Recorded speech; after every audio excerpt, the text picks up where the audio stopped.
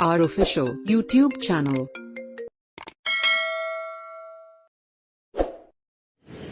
মানুষ হচ্ছে দুর্বল, মানুষ সবল।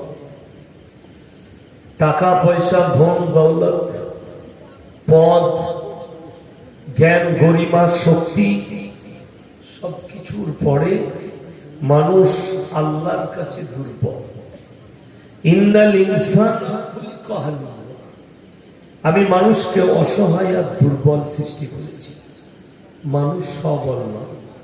আপনার টাকা হবে, পয়সা হবে, সম্পদ হবে, জ্ঞান গরিমা আসবে, শক্তি আসবে, বল আসবে, পদ আসবে, সব আসবে, কিন্তু তারপরও ইন্নাল ইনসানা খুলিকা হালুয়া। মানুষ আল্লাহর কাছে দুর্বল, সবল নয়। যে কোনো দিক দিয়ে, কেউ পারিবারিক, সাংসারিক, অর্থ, নৈতিক, রাজনৈতিক, সামাজিক, কর্মিক, যে কোনো দিক দিয়ে আল্লাহ মানুষকে দুর্বল করেছে। মানুষ কিন্তু সবল। ওই জন্যে সবাই নিয়ত করি আল্লাহর কাছে নিজেদিকে আত্মসমর্পণ করব। বলুন ইনশাআল্লাহ। ভালো মন্দ, কল্যাণ অকল্যাণ, দুঃখ কষ্ট, হায়াত মত, সবের মালিক হচ্ছে একমাত্র আল্লাহ। আল্লাহ ছাড়া ভালো মন্দের মালিক পৃথিবীতে কেউ নেই, কল্যাণ অকল্যাণের মালিক কেউ নেই। আমি আজকে বুঝাবো ভালোবাসা। ভালোবাসার কিন্তু স্তম্ভ আছে, কোয়ালিটি আছে। ভালোবাসার অনেকগুলো কোয়ালিটি। এই কোয়ালিটি না বুঝে এলে মানুষ কিন্তু বিপদ করে। ভালোবাসার কোয়ালিটি বুঝতে হবে। যার কোয়ালিটি বুঝে আসবে না, সে গোলমাল করে দিবে। গোলমালটা আবেগে একটা ইসলাম, জোশে আর আবেগে একটা, আর একটা হোশেতে ইসলাম।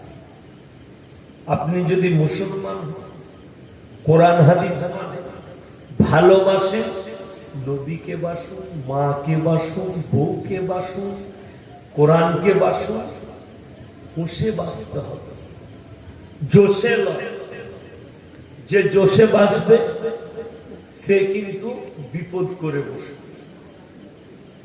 আল্লাহ এবং রাসূল দুজনাই মহাব্বতের পাত্র। আল্লাহর রাসূলের জন্য জান কুরবান।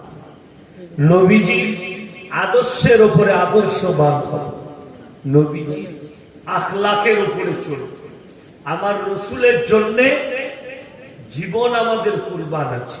কিন্তু কেউ যদি বলে নবীজিকে এত ভালোবাসি, এত ভালোবাসি, ভালোবাসা যখন ঊর্ধ্বে চলে যাবে বিপদ ঘটে যাবে।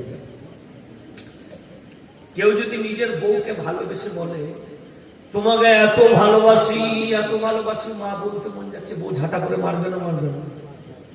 হ্যাঁ, বউকে ভালোবেসে মা বলা যাবে? কথা বলুন। বউয়েরও ভালোবাসা, মায়েরও ভালোবাসা, দুটোই কিন্তু ভালোবাসা।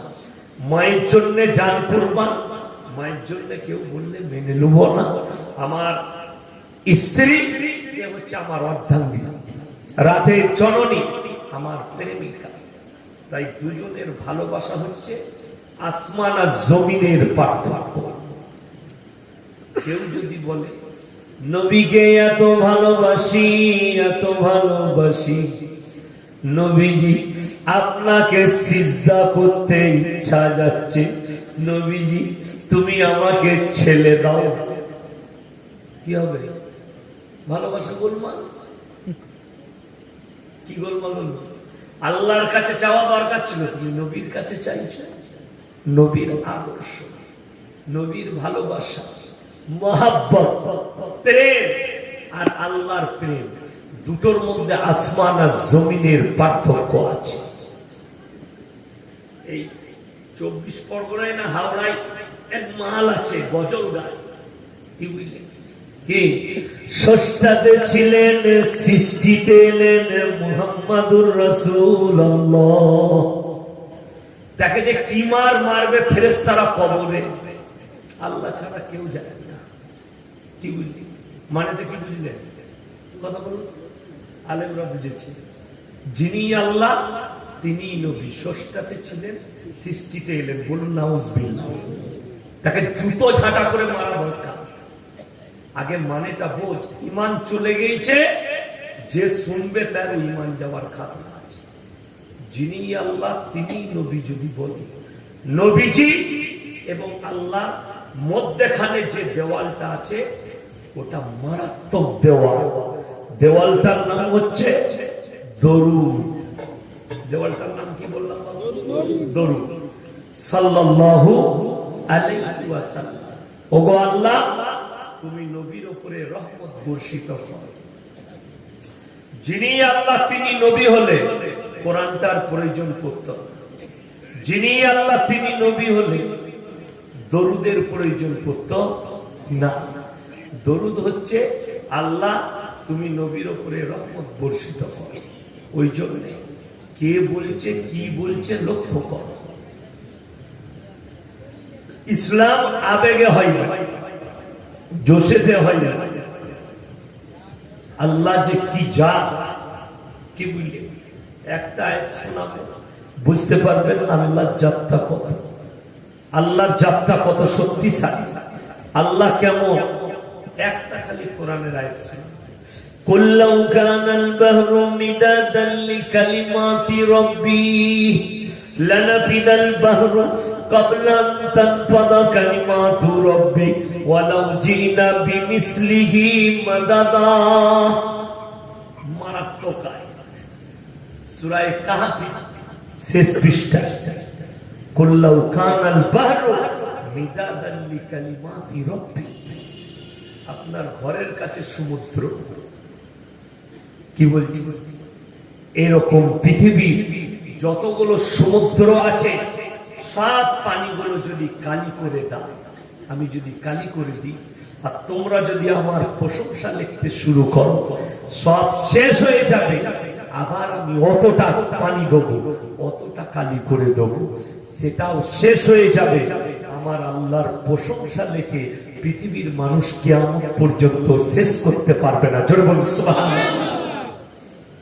যাদের বাড়িতে মানে কোরআন আছে খুলবে আর সিজদায় পড়ে কাঁদবে। কি করা দরকার, কি করছি, কাকে ভালোবাসা দরকার, কাকে ভালোবাসছি, কোথায় সিজদা করা দরকার, কোথায় সিজদা করছি। আমাকে ভয়ে অনেকজন দাওয়াত দেয় না, দিলেও ক্যান্সেল করে দেয়। কেন বললেন? আমার ভাষা কিন্তু সবাই নিতে পারবে না, আমার বয়ান। কি বলবি? আমাকে অনেকজন মনে করে এই মৌলবিটা পীর বিরোধী মৌলবি। আমি কিন্তু পীর বিরোধী নই। যারা বলে তারা গুমরাহ, যারা বলে ও খারাপ, আমি পীর বিরোধী নই। আমি হচ্ছি সিস্টেম বিরোধী। তোমার সিস্টেম গোলমাল হলে আমি তোমার বিরোধী। সিস্টেম ঠিক আছে, আমি তোমার পক্ষে আছি। সিস্টেমের বিরুদ্ধে কাজ চলবে। আপনি ছোট ফুরফুরাই মেজ হুজুর পীর কেবলা রহমতুল্লাহ আলাই, দাদা হুজুর পীর কেবলা রহমতুল্লাহ আলাই সব শুয়ে আছেন, আছেন না? ফুরফুরায় মেয়েরা যেতে পায় বাজারে? কথা বলুন হ্যাঁ না না? যেতে পারে, নিষেধ আছে। কেন নিষেধ আছে বলুন? কেন নিষেধ? এক দুটো তবকা বলবো। একটা হচ্ছে হাদিসে কোরআনে মেয়েদের মাজারে যাওয়া হারাম। কি বললাম বাবা? হারাম। দ্বিতীয় নম্বর, স্বামীর মারা গেলে স্বামীর কবরে বিবিরা যায়? আপনাদের দেশে যায়? স্বামীর কবরে যেতে পাবে না। স্বামী মারা গেলে স্ত্রী যেতে পাবে না কবরস্থান। বাপ মরে গেলে বিটি যেতে পাবে না সমাজের বুকে। কিন্তু আমাদের দেশে যদি অনেক মারা আছে মাজারে গিয়ে, রওজায় গিয়ে, গাছতলায় গিয়ে গড়াগড়ি মারছে, বলে যদি জান্নাতে যা। কি বলছি? এই যে আমি মিথ্যা বলছি না, সত্য বলছি। যদি বাপের কবরে না যেতে পারে, স্বামীর কবরে, স্ত্রীর কাছে, স্বামীর হক বেশি না পীরের হক বেশি? দাদাই বলুন, স্বামীর হক। যারা বলবে পীরের হক বেশি, তাহলে তোর বউকে পীরের পাশে শোয়াতে হবে। গায়ে লাগা কথা, কিন্তু কথাটা হক কথা বলেছি। যদি স্বামী মরে গেলে স্ত্রী কবরস্থানে না যেতে পায়, আল্লাহর কসম, ইয়াসিন মরে গেলে আমার কবরে যাওয়া তোমার বিবির জন্য হারাম। আমি হচ্ছি পর পুরুষ, যত বড়ই পীর হয়, যত বড়ই মলবি হয়, আমার কবরে যাওয়া তোমার স্ত্রীর জন্য হারাম। এখানে হাজী সাহেব কে আছেন? হাত তুলেন একজন। মাশাআল্লাহ। আর কে আছেন হাজী সাহেব? হাত তুলেন। দুজন পাশাপাশি, এই তো মাশাআল্লাহ। আচ্ছা, আপনারা মক্কায় গিয়ে, মদিনায় গিয়ে কটা চাদর চুরি ছিলেন? দেখতে পেয়েছেন কেউ কি? দেখেন, আমাদের দেশে টেনার চাদর নিয়ে যাচ্ছে, টেনার চাদর। কি বলছেন? ঠিক বলছি না ভুল বলছি? আর আমি বলে যাচ্ছি, কবরে চাদর চড়ানো জায়েজ হলে আল্লাহর কসম, আমার নবীর কবরটাই আসমান পর্যন্ত সোনার চাদরে ঢেকে যেত। ঠিক না ভুল? আল্লাহর নবীর কবরে জায়েজ নেই। পৃথিবীর আর কোন মলবি, মোল্লা, পীর, ফকিরের কবরের জন্য জায়েজ হবে না। আর আপনি চলুন, এই আমার বর্ধমানের পাশে বীরভূম ডিস্ট্রিক্টের নাম শুনেছেন? রামপুরহাট কাণ্ড যেখানে ঘটেছে, ওই রামপুরহাট থেকে কাছাকাছি জায়গাটার নাম হচ্ছে পাথরচাবড়ি। মেদিনীপুর, হাওড়া, হুগলি, 24 পরগনা, আমার বর্ধমান, বাঁকুড়া, পুরুলিয়া থেকে লোকরা হেঁটে যাচ্ছে, পায়ে হেঁটে। 10ই চৈত্র ওরস ছিল, কি বুঝলেন? আমি একবার ঝাড়খণ্ড থেকে জলসা করে বাড়ি ফিরছি, এই রাত তখন প্রায় 3:30 4টা বাজে। তো আমার বর্ধমান আর বীরভূমের মধ্যখানে যেটা বর্ডার, সেটার নাম হচ্ছে অজয় নদী। নাম শুনেছেন? বইয়ে পড়েননি? অজয় নদী বান লেগেছে, ঘর বাড়ি সব তলিয়ে গেছে।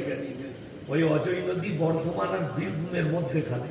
আমার বর্ধমান জেলার এক প্রান্তরে দামোদর নদী আর এক প্রান্তরে অজয় নদী। অজয় নদী ব্রিজ পেরিয়েছি শান্তিনিকেতন, বোলপুর, রবীন্দ্রনাথ ঠাকুরের এলাকা ছেড়ে। আমি ড্রাইভারকে বললাম, গাড়ি দাঁড় করাও, চা খেতে দাঁড়িয়েছি। খাট আছে, খাটের শুভ। চুলগুলো তখন বেশ বড় বড়ই এখনকার মতো হয়ে গেছে, এখন চুল কাটার সময় পাইনি, জলসভায় একদম এখানে চলে এসেছে। তো খাটেতে টুপিটা খুলে শুয়েছি। কিছু লোক দেখছি আন্ডার প্যান্ট পরে আছে, কেউ বারমুন্ডা পরে আছে, অনেক মায়েরা আছে চুড়িদার আছে, তো উন্না নেই।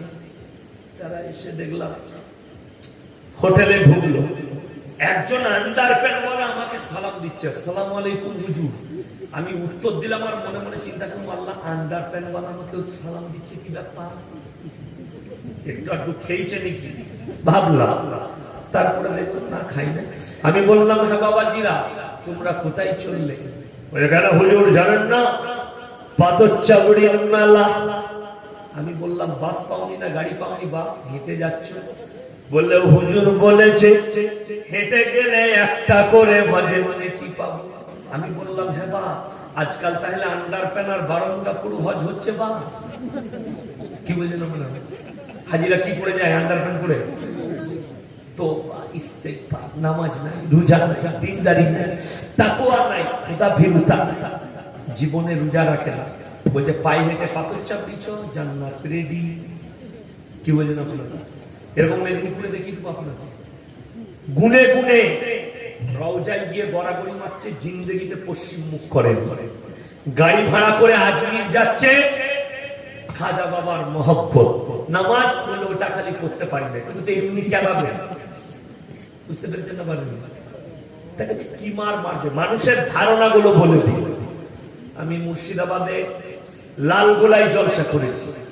সকালবেলায় এলাম, মুফতি নাজমুল হক সাহেব, বিদ্যপ্ত আলেম, পশ্চিম বাংলার একজন, উনি ফোন করে দাওয়াত দিলে, ইয়াসিন আমার বাড়িতে। আমি বড় ভাইয়ের মতো ভালোবাসে, আমাকে শ্রদ্ধা করে, স্নেহ করে, আমার বাড়িতে নাস্তা করবে। আমি ঠিক আছে, হয়েছে। তো উনার বাড়িতে নাস্তা করলাম, বেরিয়ে এলাম, বেলডাঙ্গায় জলসা, খানা খাবো। তো ড্রাইভারকে বললাম একবার হাজারদুয়ারিতে ঢোক, একবার দেখি। আমি অনেকবার দেখেছি। তো ময়দানে যেখানে তোপ রাখা আছে, দেখবেন এক গম্বুজের মতো, যারা গেছেন দেখেছেন, একটা মসজিদের মতো মধ্যখানে আছে, সেটা তালা মারা থাকে। তো আমি তার সামনে বসে রইলাম ঘাসেতে। একদল হিন্দু ভাই মা বোন আছে, আর কিছু মুসলমান, তারা 24 পরগনা, মেদিনীপুরে, ফেদিনীপুরের হবে। তারা এলো, তাদের সঙ্গে একটা মেয়ে চাবি নিয়ে এলো, তাদের সঙ্গে গাইড আছে একজন। চাবিটা খুললো, খোলার পরে আমি লক্ষ্য করলাম সেখানে মাটির ঢিপি করা আছে, চাদর দিয়ে আছে, চাদরে কালমা লেখা আছে, আর বিভিন্ন আলি ফালি হিয়া হুয়া লেখা আছে। আর সেই চাদরের উপরে একটা ত্রিশূল চাপানো আছে, যেটা শিবের হাতে থাকে। কি বললাম? ত্রিশূল। এটা যদি মিথ্যা বলি, কোনোদিন গেলে খুলিয়ে দেখে। শুধু তাই নয়, সেটা খোলার পরে গাইডটা তাদেরকে বুঝুচ্ছে, বলছে ভাই এখানে নবাব মক্কা থেকে না মাটি এনে রেখেছে। বললে তাই? বলে হ্যাঁ, মক্কা থেকে মাটি এনে রেখেছে, যারা হজে যেতে পায় না এইখানে এলে মোটামুটি হজ হয়ে যায়। আমি তাকে বললাম ভাই, এই হিন্দু ভাইগুলো সব মোটামুটি হজ হয়ে গেল। সে তখন বলছে কোথায় বাড়ি গো তোমার? আমি দেখলাম আমি যদি বর্ধমান বলি তো আমাকে মারবে। আমি বললাম কেন গো, এখানেই বাড়ি। সে যখন দেখলে মুর্শিদাবাদের কথা বলবে, কি বুঝলে, সরে গেল, সাইড হয়ে গেল। আমার ভাই বলার উদ্দেশ্য, এতে ধ্যান ধারণা, আহা, নবীজি মক্কায় শুয়ে আছে, মদিনায় শুয়ে আছে, আল্লাহ নবী সাহাবীরা শুয়ে আছে। হজের নেকি তুমি বলছো এখানে পাওয়া যাবে? গড়াগড়ি মানলে নামাজ পড়ার প্রয়োজন নাই, এক ওয়াক্তের নামাজ পড়ে। কোথায় যাবে? বলে খাজা বাবাকে মহব্বত করি, জীবনে পশ্চিম দিক চিনে নি। খাজা বাবার জীবনীটা পড়ো। 12 বছরের পর থেকে মৃত্যুকাল পর্যন্ত খাজা মঈনুদ্দিন চিশতি রহমাতুল্লাহ আলাইহি জীবনে একদিন তাহাজ্জুদের নামাজ কাজা করেনি। জোরে বলুন সুবহানাল্লাহ। তুমি জীবনে একদিন ফরজ নামাজ করতে পারবে না। তুমি বলছো খাজা বাবাকে ভালোবাসি, তোমার মতো মুরিদকে ঝাঁটা জুতো করে মারবে খাজা বাবা কিয়ামতের দিন। জান্নাতে যাওয়া তো দূরের কথা। এরপরে আমি আপনাদেরকে বলি, বাবা শুনে রেখে, পীর মানবে, পীরটা পীরের মতো হতে হবে, ভণ্ড বাবা যেন না হয়। ভণ্ড মানে বলবো, আমাদের সমাজটা শেষ হলো কিসে? আমরা আমাদের মতো মৌলবীরা শেষ করেছি। আপনি মনে করছেন এই মৌলবীরা, এই হুজুররা ধোয়া তুলসী পাতা? বাড়িতে গিয়ে সূরা বাকারা খুলবে। ইন্নাল্লাযীনা ইয়াকতুমুনা মা আনজালাল্লাহু মিনাল কিতাব ওয়া ইয়াশতারুনা বিহি সামানান কলিলা উলাইকা মা ইয়াকুলুনা ফি বুতুনিহিম ইল্লান নার ওয়া লা ইউকাল্লিমুহুমুল্লাহু ইয়াওমাল কিয়ামাতি ওয়া লা ইউযাক্কিহিম ওয়া লাহুম আযাবুন আলীম। হে আমার বিশ্বনবী বলো, যারা আমার কোরআনের আয়াতকে লুকোয় নিজেদের পেট ভরাবার জন্য, বাজার চালাবার জন্য, এই সমস্ত মৌলবী গিরবানটা ধরে বিনা হিসাবে আমি আল্লাহ জাহান্নামে নিক্ষেপ করে দেব। মুসলমানের হালত পশ্চিম বাংলায় আমরা কি হালতে আছি, হালতটা বলে যাব। আপনার হলদিয়া থেকে রামপুরহাট, রামপুরহাট থেকে নানুর, নানুর থেকে বর্ধমান, সব শুনিয়ে দিয়ে যায় আপনার মুসলমান কি অবস্থায়, কি পরিস্থিতিতে আছে শুনে রেখে দে। আর এই পরিস্থিতি হওয়ার কারণ হচ্ছে আল উলামা ওয়ারাসাতুল আমবিয়া। উলামারা হচ্ছে নবীর ওয়ারিস, আর বেঈমান কাফেরদের মেহনত এদিকে আলেম থেকে বিচ্ছিন্ন করে দাও, তবে এদের কিছু করতে পারে। আপনারা জানেন, একটা কুকুরকে যেমন রুটি দিলে কুকুর মারামারি করে, 10টা কুকুরে মারামারি করে না? করে না। মুসলমান দিকে ভারতবর্ষের প্রত্যেকটা রাজনৈতিক দল কুকুরের মতো ব্যবহার করছে। যদি বলেন প্রমাণ দেন, মুসলমানের দুর্বলতা বলে দিল। আপনারা জানেন রামপুরহাটে 11টা মানুষকে 10টা মানুষকে ঘরের মধ্যে বন্দি করে পেট্রোল ঢেলে আগুন ধরিয়ে মেরেছে কারা? কথা বলুন। তারা মুসলমান। মরেছে কারা? মুসলমান। একজন মার্ডার হয়েছে, তার পরিপ্রেক্ষিতে 10 জনকে জ্বালিয়েছে, 10টা পরিবার শেষ। আর একজন মার্ডার হয়েছে, কটা হলো? 11টা। আজকে শুনলাম 23 জনকে অ্যারেস্ট করেছে। সিবিআই এর রেডারে 70 জনের নাম আছে। 70 জনকে অ্যারেস্ট করবে, খুব জোর হলে 10 জনকে বাদ দিবে, নাও দিতে পারে। এই 70 জন যাবজ্জীবন জেল খাটবে। 70টা পরিবার শেষ। আর এইদিকে 11টা, 70 আর 11 কত হলো? 81টা। 81টাই মুসলমান পরিবার শেষ। শুধু তাই নয়, হিসেব বলে দিই, এটা তো এখন শুনলেন, এটা কোন সাল? 22 সাল চলছে। শুনলেন সালটা আমার যদিও মনে নেই। একদিনে মাঠেতে 11 জন মার্ডার। বীরভূমের নানুর সুচপুরে 11 জনকে মার্ডার করে দেওয়া। 11 জন মার্ডার হয়েছে, 41 জন যাবজ্জীবন জেল খাচ্ছে। 41 আর 11 কত? 42 নাকি না? 52। এই 52টা মুসলমান পরিবার শেষ। কারুর বিবিকে ভিক্ষা করতে হবে, কারুর বিবিকে সংসার চালানোর জন্য দেহ ব্যবসা করতে হবে। মজা লুটছে কারা? এই হারাম করে এমএলএ এমপি আর মারামারি কত্তুরা। শুধু তাই নয়, বলে দিই আপনাদের ইসলাম কি আর আপনি কোন পথে। আপনি নেতা সিলেক্ট করতে পারেন না। মুসলমানরা আমাদের সমাজে নেতা সিলেক্ট করতে পারেননি। কেন?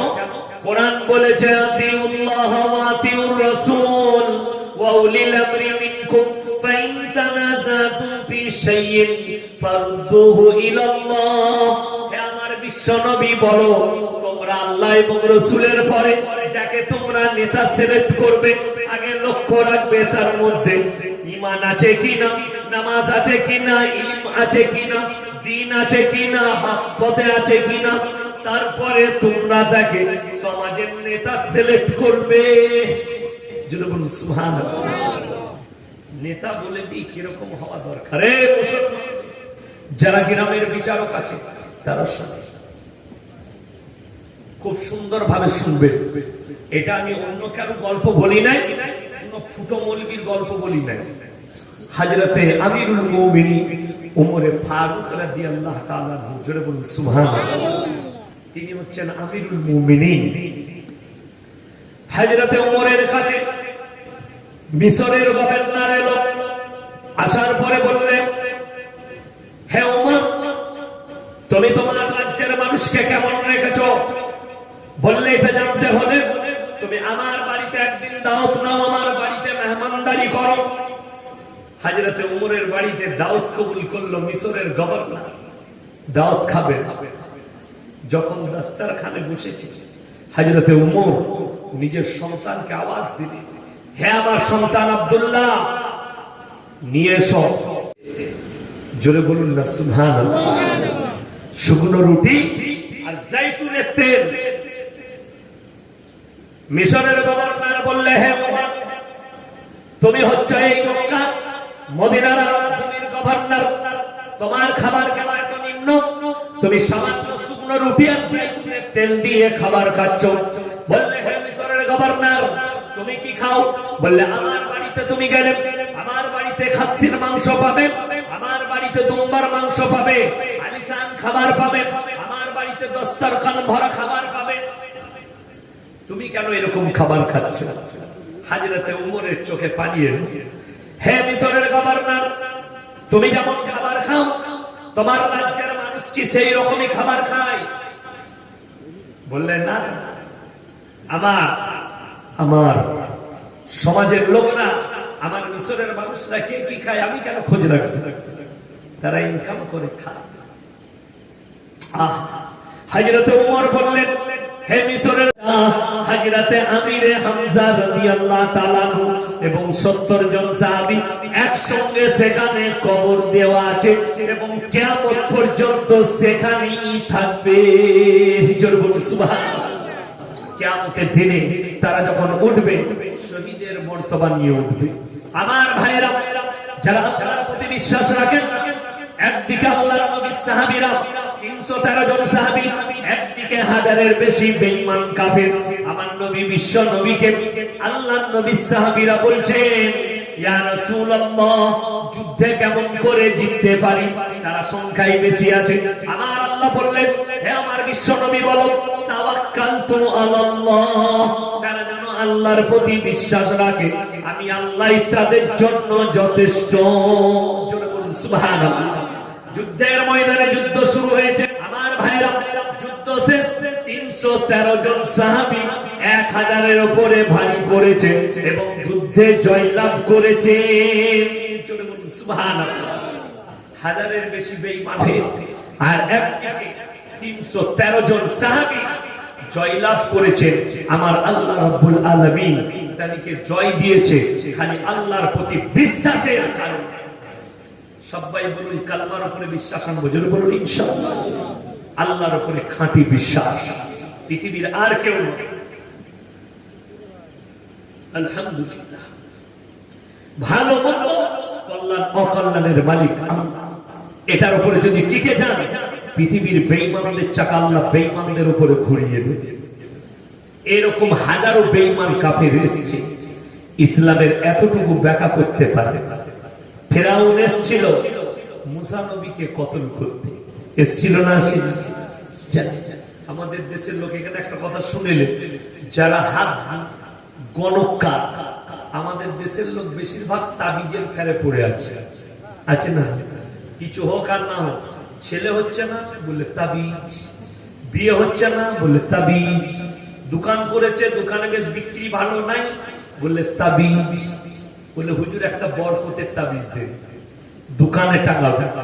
যদি বরকত আমার তাবিজে হয় তাহলে দোকানটা তোমার হওয়া দরকার ছিল না? আমার বরকত তো আমাদের কাছে, আমি তোমাকে কেন দেবো বরকতটা? তোমার তাবিজ আর একটা করে দোকান টেনে নেবে। কলকাতায় দোকানগুলো আমাদের মৌলবীদের হতো, তোমাদের না। ধোকাবাজি, প্রতারণা। বিয়ে হচ্ছে না, কি করবি বললে তাবিজ। তাবিজে বিয়ে হলে তো আমরা 50টা করে বিয়ে করতে মৌলবীরা। কি বলছে? যেমন আমাদের যুবকরা বুঝে না, ভালো মৌলবী দেখলি হুজুর কিসের তাবিজ বাবা? প্রেমের তাবিজ। আমি একটা মেয়েকে ভালোবাসি, মেয়েটা আমাকে চাইছে না, তাবিজ করে দাও যেন মেয়েটা আমার কাছে চলে আসে। বুক আছে। তাবিজে মেয়ে পাওয়া গেলে আমরা মৌলবীরা নায়িকা গুলোকে বিয়ে করতাম। কে কত জানি না, আমি আগে করতাম, তারপরে যা হতো হতো। মানে তাবিজ একটা নেই, বুঝতে পারছেন? আমরা মৌলবীরা খেপা নীতি, তাবিজে মেয়ে পাওয়া গেলে আমরা সুন্দরী গুলো নিতাম, তোমাদের লেগে কালো খালা গুলো ফেলে রাখতাম। কি বুঝি? তাবিজে বলছে বেটা ছেলে হয়, খোঁজ নিয়ে দেখুন। এমন এমন মাল আছে, বলছে আমার কাছে তাবিজ নিয়ে যা, বেটা ছেলে হবে। খোঁজ নিয়ে দেখুন, হারামপুরের একটাও বেটা। বাস্তব বলছি। যেমন আমাদের দেশের অনেক মৌলবী আছে, জামা মেপে রোগ বলে দিচ্ছে।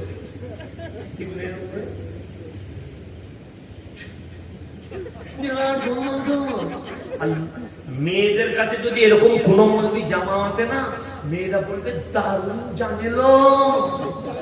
মেয়েদের কাছে বাজার খুলে যাবে। কি বুঝলে? আর যে মৌলবী বলবে তাবিজ দিতে জানি না, মেয়েরা বলবে কি মৌলবী রেখেছেন, কিছুই জানে না। বুঝতে পারছি? মেয়েরা তাবিজের ফেরে পড়ে আছে। আমার ভাই, বিপুল আপু, যা হবে আল্লাহি আল্লাহ। শুনে আল্লাহি আল্লাহ।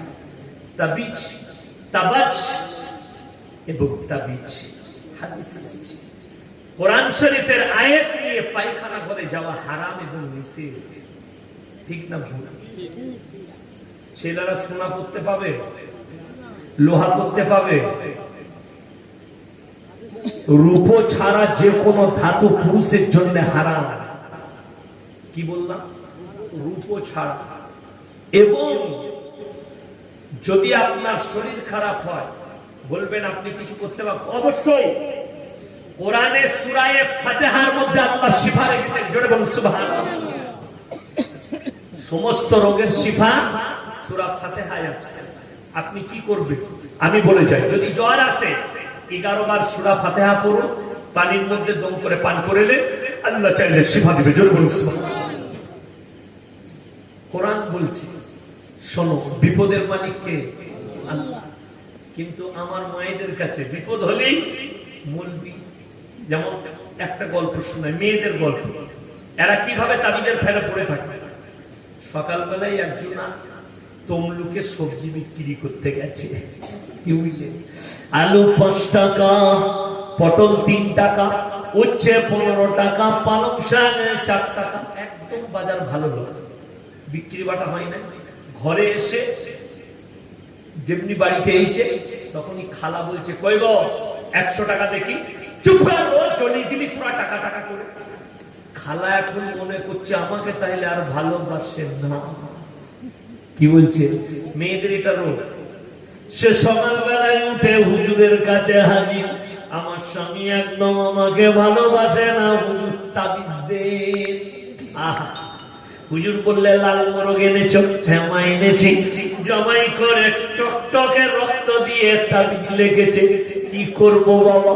বলে নিয়ে গিয়ে বালিশের তলায় ভরে দেবে, খালু বালিশে গিয়ে ভরে দিয়েছে। তারপরের দিনে আবার গেছে সবজি বেচতে। পটল 50 টাকা, আলু 30 টাকা, উচ্ছে 90 টাকা, পালং শাক 120 টাকা, ফুলকপি 70 টাকা। একদম বাজার দারুন, পকেট ফুল একদম। ঘরে যেমনি এইছে বলছে এলে খেপি 500 টাকা রাখ, খরচা করবি। তখন খালা পাড়ার মেয়েদিকে বলছে, তোর খালুর বালিশে এমন তাবিজ ভরেছি তোর খালু একদম সোজা হয়ে গেছে। কিন্তু ও জানে না যে আজকে বাজার ভালো বলে তোকে 500 টাকা দিতে, আবার যেদিনে খারাপ যাবে সেদিনে আবার চাটানি খাবি। বুঝতে পেরেছেন না? পারেন? মেয়েরা এই ফেলে পড়ে আছে। এরপরে আমার মায়েরা শুনে না, কোরআনকে জিজ্ঞেস করো, ওয়ালানাবলুওয়ান্নাকুম বিশাইইন মিনাল খাউফ ওয়াল জুই ওয়া নাকসিম মিনাল আমওয়ালি ওয়াল আনফুসি ওয়াস সামারাত ওয়া বাশশিরিস সাবিরিন আল্লাযীনা ইযা আসাবাতহুম মুসিবা ক্বালু ইন্না লিল্লাহি ওয়া ইন্না ইলাইহি রাজিউন। আমাদের দেশে বলে না অনেক মৌলবি বান মারতে পারে। বান মারা জানেন আপনারা? এক কথা বলুন, জানেন না? জানেন না? বান মারে, জাদু করে, বলে না আমাকে জাদু করে দিয়েছে, ওই জন্য আমার এরকম হচ্ছে, শরীর খারাপ, আমাকে এই করেছে, তাবিজ করেছে। আচ্ছা, যে মৌলবিরা তাবিজ করে জাদু করে তাদেরকে জিজ্ঞেস করুন তো। অনেকজন বলে আমার তাবিজে বশ হয়। আমি তার কাছে তাবিজ নেব মোদিজিকে বস করার জন্য। কোন মৌলবি আছে দিলে 1 লাখ টাকা দেবো, মোদিজিকে বস করে দেবে, মোদিজি যেন আমাকে ভালোবাসে। দেখুন তো সেই মৌলবি। এর ধোঁকাবাজির একটা জায়গা থাকা দরকার। وَلَنَبْلُوَنَّكُمْ بِشَيْءٍ مِّنَ الْخَوْفِ وَالْجُوعِ وَنَقْصٍ مِّنَ الْأَمْوَالِ وَالْأَنفُسِ وَالثَّمَرَاتِ وَبَشِّرِ الصَّابِرِينَ। আমি আল্লাহ কখনো মানুষকে বালা মুসিবত দিই, কখনো জানের ক্ষতি করি, মালের ক্ষতি করি, কখনো বিপদ দিই, কখনো খেতি বাড়িতে ক্ষতি করি, ব্যবসায়ী ক্ষতি করি, আর লক্ষ্য করি ওয়াবাশশিরিস সাবিরিন। তারা কেমন সবর করেছে, ধৈর্য ধারণ করেছে। আমার ভাইরা, মায়েরা, বোনেরা, যারা সবর করবে, ধৈর্য ধারণ করবে, আমার আল্লাহ কোরআনে বললেন আল্লাযীনা ইযা আসাবাতহুম মুসিবা, তোমাদের কাছে যখন কোনো বালা মুসিবত আসবে তখন তোমরা বলবে ক্বালু ইন্না লিল্লাহি ওয়া ইন্না ইলাইহি রাজিউন। ওহে আল্লাহ, আমরা সকলে তোমারই জন্য আর তোমার কাছেই আমাদেরকে প্রত্যাবর্তন করতে হবে। তোমরা আল্লাহর কাছে খামো, আল্লাহর কাছে হাত তুলো। মানুষ কেমন ধোকায় থাকে বলে দিই। আমি তখন প্রথম ফ্যানটা একটু ঘুরাতে। আমি তখন প্রথম খাগড়াগড় মাদ্রাসার টিচার, এই ফারেক হয়েছি। ঘুরা বাস, আমি এই প্রথম ফারেক হয়েছি। তো খাগড়াগড় মাদ্রাসা, বর্তমানে খাগড়াগড় কাণ্ড শুনে হলেন, বোম ব্লাস্ট হয়েছে এনআই, ওইখানে একটা মাদ্রাসা আছে, ওই মাদ্রাসার আমি শিক্ষক। তো আমি একসঙ্গে একা নয়, আমার সঙ্গে আরো বন্ধু বান্ধব ছিল শিক্ষক, তারাও থাকতো। তো আমার একজন বন্ধু ছিল, সে খুব তাবিজ করত, ঘর বোন জানেন আপনারা, ভাঁড় পুঁতে দেয় 4 কোণে 4টা, কি বুঝলেন, জেল পালিয়ে গিয়েছি, কি বুঝলেন, অবাক হয়ে যাবে। আমাদের পুরসা মাদ্রাসা একবার জেনের খুব উৎপাত হচ্ছিল, জেনের উৎপাত, কি বুঝলেন, সত্যিকারই জেন ছিল, উৎপাত করত, ছেলেদিকে জ্বলাত। তো একজন শিক্ষক বললে ভয়ের কিছু না হলে আমি বন্ধ করে দেবো, হুজুর বন্ধ করে, গোটা মাদ্রাসা বন্ধ করে দিব। কিন্তু জেন তো আসল আমরা, আমি তো খুব ডেঞ্জার ছিলাম পড়ার জীবন। আমরা দাঁড়া 3 দিন হয়ে গেল পড়া, তারপরে রাতের বেলায় সবাই খানা খাচ্ছে, বারান্দায় বসে খানা খাচ্ছে, আর আমি ছাদ থেকে একটা আদলা ইট মেরে দিলাম, দিয়ে হুজুরকে গিয়ে বললাম, হুজুর আবার যে ইট পড়ে গেল, জেনের যে উৎপাত শুরু। বলে না, বোনটা ঠিকই আছে, ও হাত বাড়িয়ে ফেলাবে। হাত বাড়িয়ে মাল ফেলা যায়, বুঝতে পেরেছেন না? তাকে তো বাঁচতে হবে, কিন্তু কোথাও কিচ্ছু নাই, ধোকাবাজি, প্রতারণা, প্রবঞ্চনা, তাবিজ, তেল পড়া, পানি পড়ার নাম করে 95টা লোক সমাজকে ধোকা দিচ্ছে। কলকাতায় যান, সকালবেলায় একাচ্ছি খুলে ধর্মতলায় বসে আছে, একটা চাদর বিছিয়ে কাগজ নামানো আছে, আর সে লোকের হাত দেখছে। যারা 1 লাখ বেতন পায়, 2 লাখ পায়, 50,000 পায়, তারা হাতটা দেখুন, বিরাট গোলমাল। তো তোমার প্রমোশন আটকে আছে, তোমার ভাগ্যটা একটু খারাপ যাচ্ছে, তোমার ছেলে হয়নি। বলে হ্যাঁ বাবা ঠিকই বলেছেন, আমার ভাগ্য একটু খারাপ, 1 লাখ বেতন পাই। বলে এই আংটির পাথরটা নিয়ে যাও, এটা তুমি যদি হাতে রাখো তোমার ভাগ্য ফিরে যাবে, এটা নিয়ে যাও, তোমার ছেলে হবে। কিন্তু যে নিচ্ছে সে 1 লাখ বেতন পাই, আর যে দিচ্ছে সে ছিঁড়া চটে বসে আছে, একবারও বলতে পারছে না ভাগ্যের পাথরটা তোর কাছে রাখ, কাল থেকে মমতা খালার পাশে থাকবি। ভাগ্যটা কার দরকার?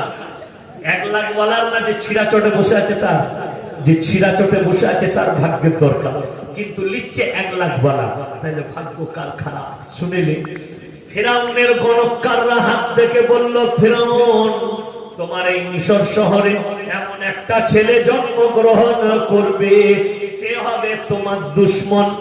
এরপরে ফেরাউন হুইপ জারি করলে, এই সালের মধ্যে যতগুলো বেটা ছেলে হবে কতল করে দাও, আর মেয়ে ছেলে হলে ছেড়ে দাও। রেওয়ায়েতে আছে কয়েক লক্ষ ছেলেকে কতল করেছে ফেরাউন।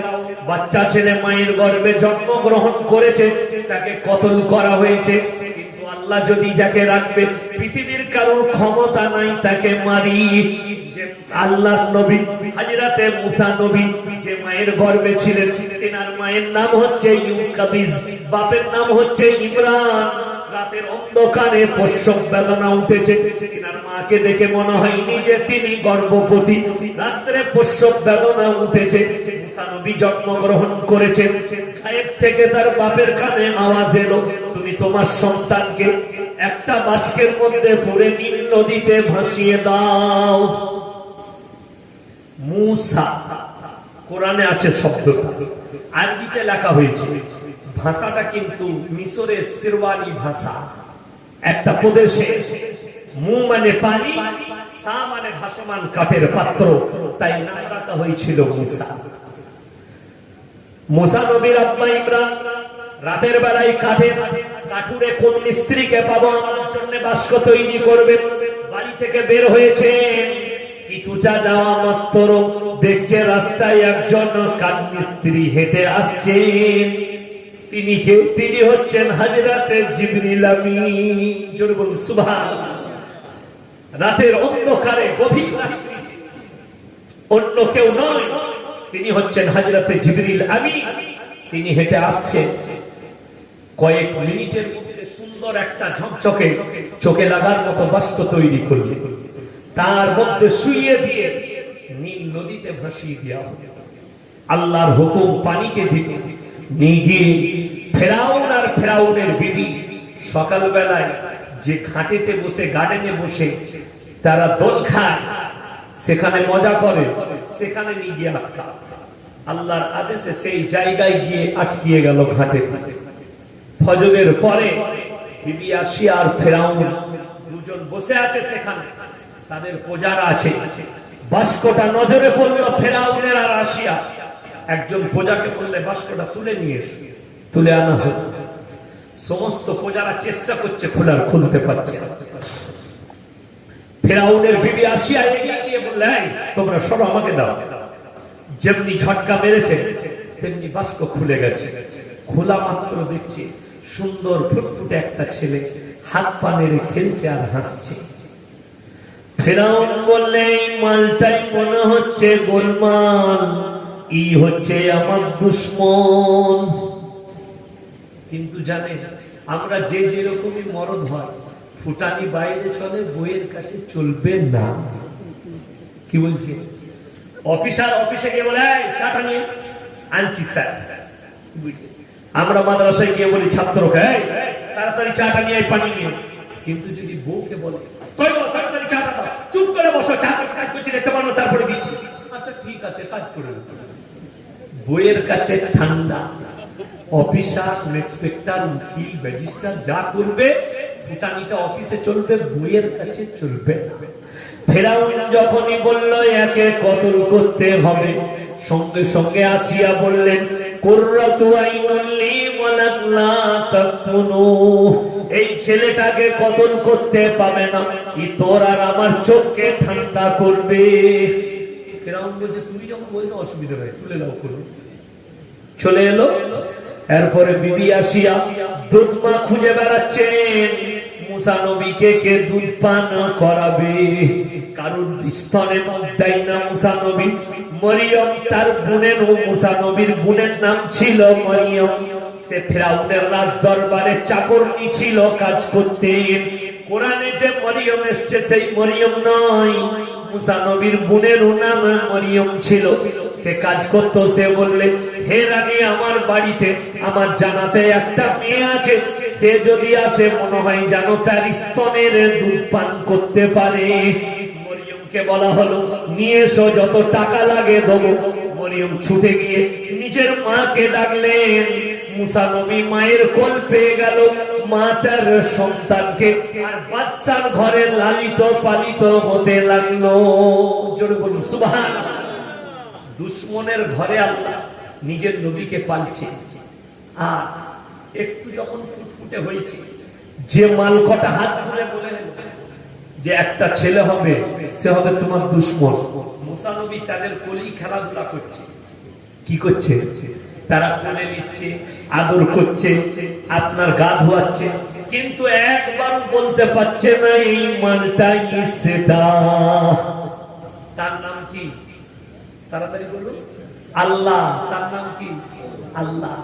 বলতে পারবি না, ধোঁকাবাজ। যারা হাত দেখায় তাদের ঈমান চলে যাবে, তাদেরকে কালমা পড়ে আবার মুসলমান হতে হবে, এটা মাথায় রাখবে। ওই জন্য তো আমাদের দেশের লোক জানে ভাগ্য পরীক্ষা করে কি দিয়ে? লটারি টিকিট দিয়ে ভাগ্য পরীক্ষা করে। আপনাদের এখানে লটারি নাই মনে হয়? আছে। মাশাআল্লাহ, আল্লাহ। আমার ভাই যারা আপনাদেরকে বলবো, এই লটারি চ্যাপ্টারটা রেখে দিলাম, মনে রাখবেন, এটা ধরুন, ঠিক আছে? লটারিটা রাখা রইল ভয়ে, ওটাকে ধরবো আগে, এটা পূরণ করে। তারপরে ফেরাউন সিংহাসনে বসে আছে আর বললে, আমার মুসাকে নিয়ে এসো আমার কাছে। কোলে করে নিয়ে সোনা লাল দন যেমনি গালে একটা চুমু খেয়েছে মুসা নবী। আর ফিরাউনকে কান পাটি চেপে এক চর। ফিরাউন দেখলে আল্লাহ এইটুকু ছেলের চরে যদি এত জোর হয়, গোলমাল কিছু একটা আছে। আর প্রত্যেকটা রাজা বাদশার কাছে মন্ত্রী থাকে, আপনারা জানেন, থাকে না? থাকে না? সেগুলো বেশি হারাম করে হয় না? হয় না? যেমন আমাদের মোদিজির পাশে কে আছে? অমিত শাহ, টাকলু, তাই না? দেশের গৃহমন্ত্রী। যাই হোক, কোর্টেতে ওনাকে তরি পার বলে হলো। ভালো মানুষ, খুব ভালো লোক, তাই না? আমরা ভালো লোক না বললে আবার আমাদের নামে কেস করি। যাই হোক, আমার ভাই হামান ছিল এর মন্ত্রী ফিরাউনে। ফিরাউন বললে, হামান কি ব্যাপার বলে দিইনি, এরকম চলে বলে অসুবিধা নাই, পরীক্ষা করুন। একটা প্লেটে মুক্ত পাথর দেন আর একটা প্লেটে আগুন রাখুন। ছেলেটা যদি মুক্ত পাথর লাই, জানবে ছেলেটা হচ্ছে তোমার দুশমন। আর যদি আগুনে হাত দেয়, জানবে ছেলেটা নিষ্পাপ। হযরত মুসা নবীকে ছাড়া হলো। এরপরে মুসা নবী ছুটতে শুরু করেছেন। কিসের দিকে আমার ভাইয়েরা? মুক্ত পাথরের দিকে ছুটে যাচ্ছেন। আমার আল্লাহ আওয়াজ দিলেন, হে আমার জিবরিল আমিন, আমার নবীর হাতটা ধরো আর আগুনের মধ্যে দিয়ে দাও। সুবহানাল্লাহ। যেমনি আগুনে দিয়েছি, রওয়ায়েতে আছে আগুনটা নিয়ে মুসা নবী বাচ্চা ছেলে পুড়ে দিয়েছিলেন মুখে। অনেক মৌলবি বলে থাকে মুসা নবী তোতলা ছিল। এই কথাটা রেওয়ায়েতটা ভুল কথা, ভুল রেওয়ায়েত। মুসা নবী তোতলা থাকে, আগুনটা পুড়েছিলেন, জিভটা পুড়ে গিয়েছিল, মুখটা পুড়েছিল, পরে আবার ভালো হয়ে গিয়েছিল আল্লাহর কুদরতে। মুসা নবী নো ডাউট ফিরাউন বললেন। যখনই নো ডাউট হয়ে গেল, মানুষ হতে লাগলেন। যখন আল্লাহ নবুয়ত দান করলেন, শুনেলেন যারা বাবা মায়ের সঙ্গে খারাপ ব্যবহার করে, বাপের সঙ্গে খারাপ ভাষা ব্যবহার করে, তারা এখান থেকে ফিরাউন আর মুসার কাছ থেকে নসিহত পাবে। আল্লাহ কত দিক দিয়ে নসিহত দিয়েছে, পাগল হয়ে যাবে। মুসা নবীকে আল্লাহ নবুয়ত দিলেন। আল্লাহকে বললেন, ও আল্লাহ, আমি কাকে দাওয়াত দেব? আমার আল্লাহ বললেন, তুমি যাও আর ফিরাউনকে দাওয়াত দাও, সে যেন এক আল্লাহর প্রতি বিশ্বাস আনে। আল্লাহ কেমন করে দাওয়াত দেব? সে নিজেকে আল্লাহতে দাবি করেছে, সে নিজেকে আল্লাহ বলছে, কেমন করে সেই বেঈমান নেমক হারামকে দাওয়াত দেব? আল্লাহ বললেন, হে আমার মুসা নবী, শুনে নাও, তুমি দাওয়াত দিবে নম্রতার সঙ্গে। কোনু লাইয়িনা। আল্লাহ মুসাকে শিক্ষা দিচ্ছেন, হে আমার মুসা নবী, কোনু লাইয়িনা।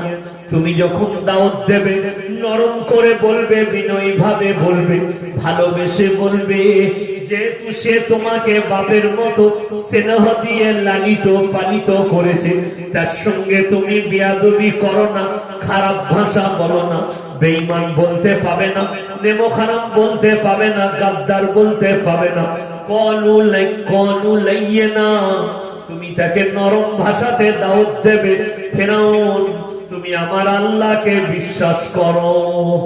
নরম ভাষায় দাওয়াত দাও। মুসা নবী নরম ভাষায় দাওয়াত দিয়েছে। যদি একটা আল্লাহ তরহী লোকের জন্য, যে আল্লাহ দাবি করেছে, তার জন্য যদি একজন নবীকে আল্লাহ বলে নম্র ভাষা ব্যবহার করো, আমাদের আব্বারা তো ইমানদার মুমিন, তাদের সঙ্গে কি ভাষা ব্যবহার করা দরকার, আমরা কি ভাষা ব্যবহার করি? আমার ভাই, মাল থাকার জন্য আমি রমজানুল মুবারকের মাস আসছে, দুটো টিপস দিয়ে যাব, আমরা সবাই মানবো। জোরে বলুন ইনশাআল্লাহ। মাল আপনার কি? ওয়াআতিল কুরবা হাক্কাহু ওয়াল মিসকিন ওয়ালা তুবাদদির তাবদীরা।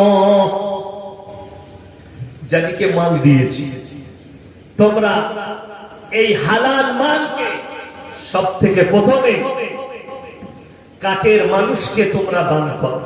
ওয়াআতিল কুরবা হাক্কাহু ওয়াল মিসকিন ওয়ালা তুবাদদির তাবদীরা। ইন্নাল মুবাদদিরিনা কানু ইখওয়ানাশ শায়াতিন ওয়া কানাশ শাইতানু লিরাব্বিহি কাফুরা। হে আমার বিশ্ব নবী, আপনি বলুন, আর তোমরা মাথায় রাখবে, মনে মনে রাখবে, যারা যারা অপব্যয় করে তারা হচ্ছে শয়তানের ভাই। অপব্যয় মানে শুনে না, আল্লাহর রাস্তায় খরচ করলে নেকি পাবে। মান জাআ বিল হাসানাতি ফালাহু আশরু আমসালিহা ওয়া মান জাআ বিস সাইয়্যাতি ফালা ইউজজা ইল্লা মিথলাহা ওয়া হুম লা ইউজলামুন। হে আমার বিশ্বনবী বলে দাও, আমার বান্দা যখন একটা গুনার কাজ করে আমি আল্লাহ একটাই গুনাহ লিখি, কিন্তু যখন তারা কোনো নেকির কাজ করে, একটা নেকির কাজ করলে আমি আল্লাহ তাদের নামে 10টা নেকি লিখি। জোরে বলুন সুবহানাল্লাহ। আল্লাহ মেহেরবান, বেনিয়াজ, পাক, প্রশংসার ভাষা নেই, দয়ার অন্ত নেই। আমার ভাইরা, ওয়া আতিদাল কুরবা হাক্কাহু ওয়াল মিসকিন ওয়ালা তুবাদদির তাবদীরা ইন্নাল মুবাদদিরিনা কানু ইখওয়ানাশ শায়াতিন ওয়া কানাশ শাইতানু লিরাব্বিহি কাফুরা। যারা অপব্যয় করে তারা হচ্ছে শয়তানের ভাই। আল্লাহ হালাল মাল দিয়েছে, হালাল রাস্তায় খরচ করুন। শুনে রেখে দিন, কেউ যদি মনে করে আমি ভালো মন্দ খাবো, বিরিয়ানি খান, পোলাও খান, আপনি আরো কিছু খান, ইনশাআল্লাহ আল্লাহর কসম আপনার মাল শেষ হবে। কথা বলুন, আপনার মাল শেষ হবে না। কিন্তু কেউ যদি অপব্যয় করে, অপব্যয় মানে শুনে নাও, তুমি যদি লটারি টিকিট কাটো, মদ পান করো, তুমি যদি গান বাজনা করো, মেয়েবাজি করো, তুমি যদি অপব্যবহার করো, আল্লাহ তোমার মালকে কেড়ে নেবে। এবং কোরআনে আল্লাহ বললে তারা হচ্ছে শয়তানের ভাই। তুমি নামাজ পড়ো আর নিজেকে যত ভালো মানুষ মনে করো, তুমি লটারির টিকিট কেটেছো, হারাম কাজ করেছো, আর তুমি হচ্ছে শয়তানের ভাই। তুমি কখনো মুমিন হতে পারবে না, মুসলমান হতে পারবে না। আমার আল্লাহ কোরআনে উল্লেখ করেছেন তারা হচ্ছে শয়তানের ভাই। যারা গানের পেছনে খরচ করে, যারা গান বাজনা করে, যারা অপব্যয় করে, শুনে নাও, আর আল্লাহ তাদের মালকে কেড়ে নেয়। পৃথিবীতে লক্ষ্য করুন, যারা মনে মনে ভাবছেন, আমার আল্লাহ কোরআনে বললেন যারা মালের প্রতি মহব্বত করে তাদেরকে শোনাও। আমার আল্লাহ কোরআনে নকল করলেন, মানুষের জীবন আদর্শ বর্ণনা করলেন। কিছু মানুষের চরিত্র শোনো, তাদের চরিত্র আখলাকটা কেমন। ওয়াইলুল লিকুল্লি হুমাযাতিল লুমাযা। লোভেতে টিকিট কাটে না, লোভে কাটে না বাবা। যদি পড়ে যায়, তুমি তকদীরকে বিশ্বাস করো, রুজির মালিক কে বাবা? আল্লাহ। তোমার 1 টাকাও না, আল্লাহ যদি রুজি মাপে পৃথিবীর কেউ রুখতে পারবে? রুজির মালিক আল্লাহ, এটা বিশ্বাস করলে আর লটারির টিকিট কাটা লাগবে না। ঠিক বলছি না? রুজির মালিক যদি আল্লাহ হয়, এটা যদি বিশ্বাস করে, আপনাকে আর টিকিট কাটা লাগবে না। কিন্তু বড় কষ্টের বিষয়, আমাদের দেশের লোক আমরা লটারি টিকিট কাটি লোভেতে। কি করে বড় লোক হব, কি করে আমার 2 টাকা হবে, কি করে আমি পয়সা হব।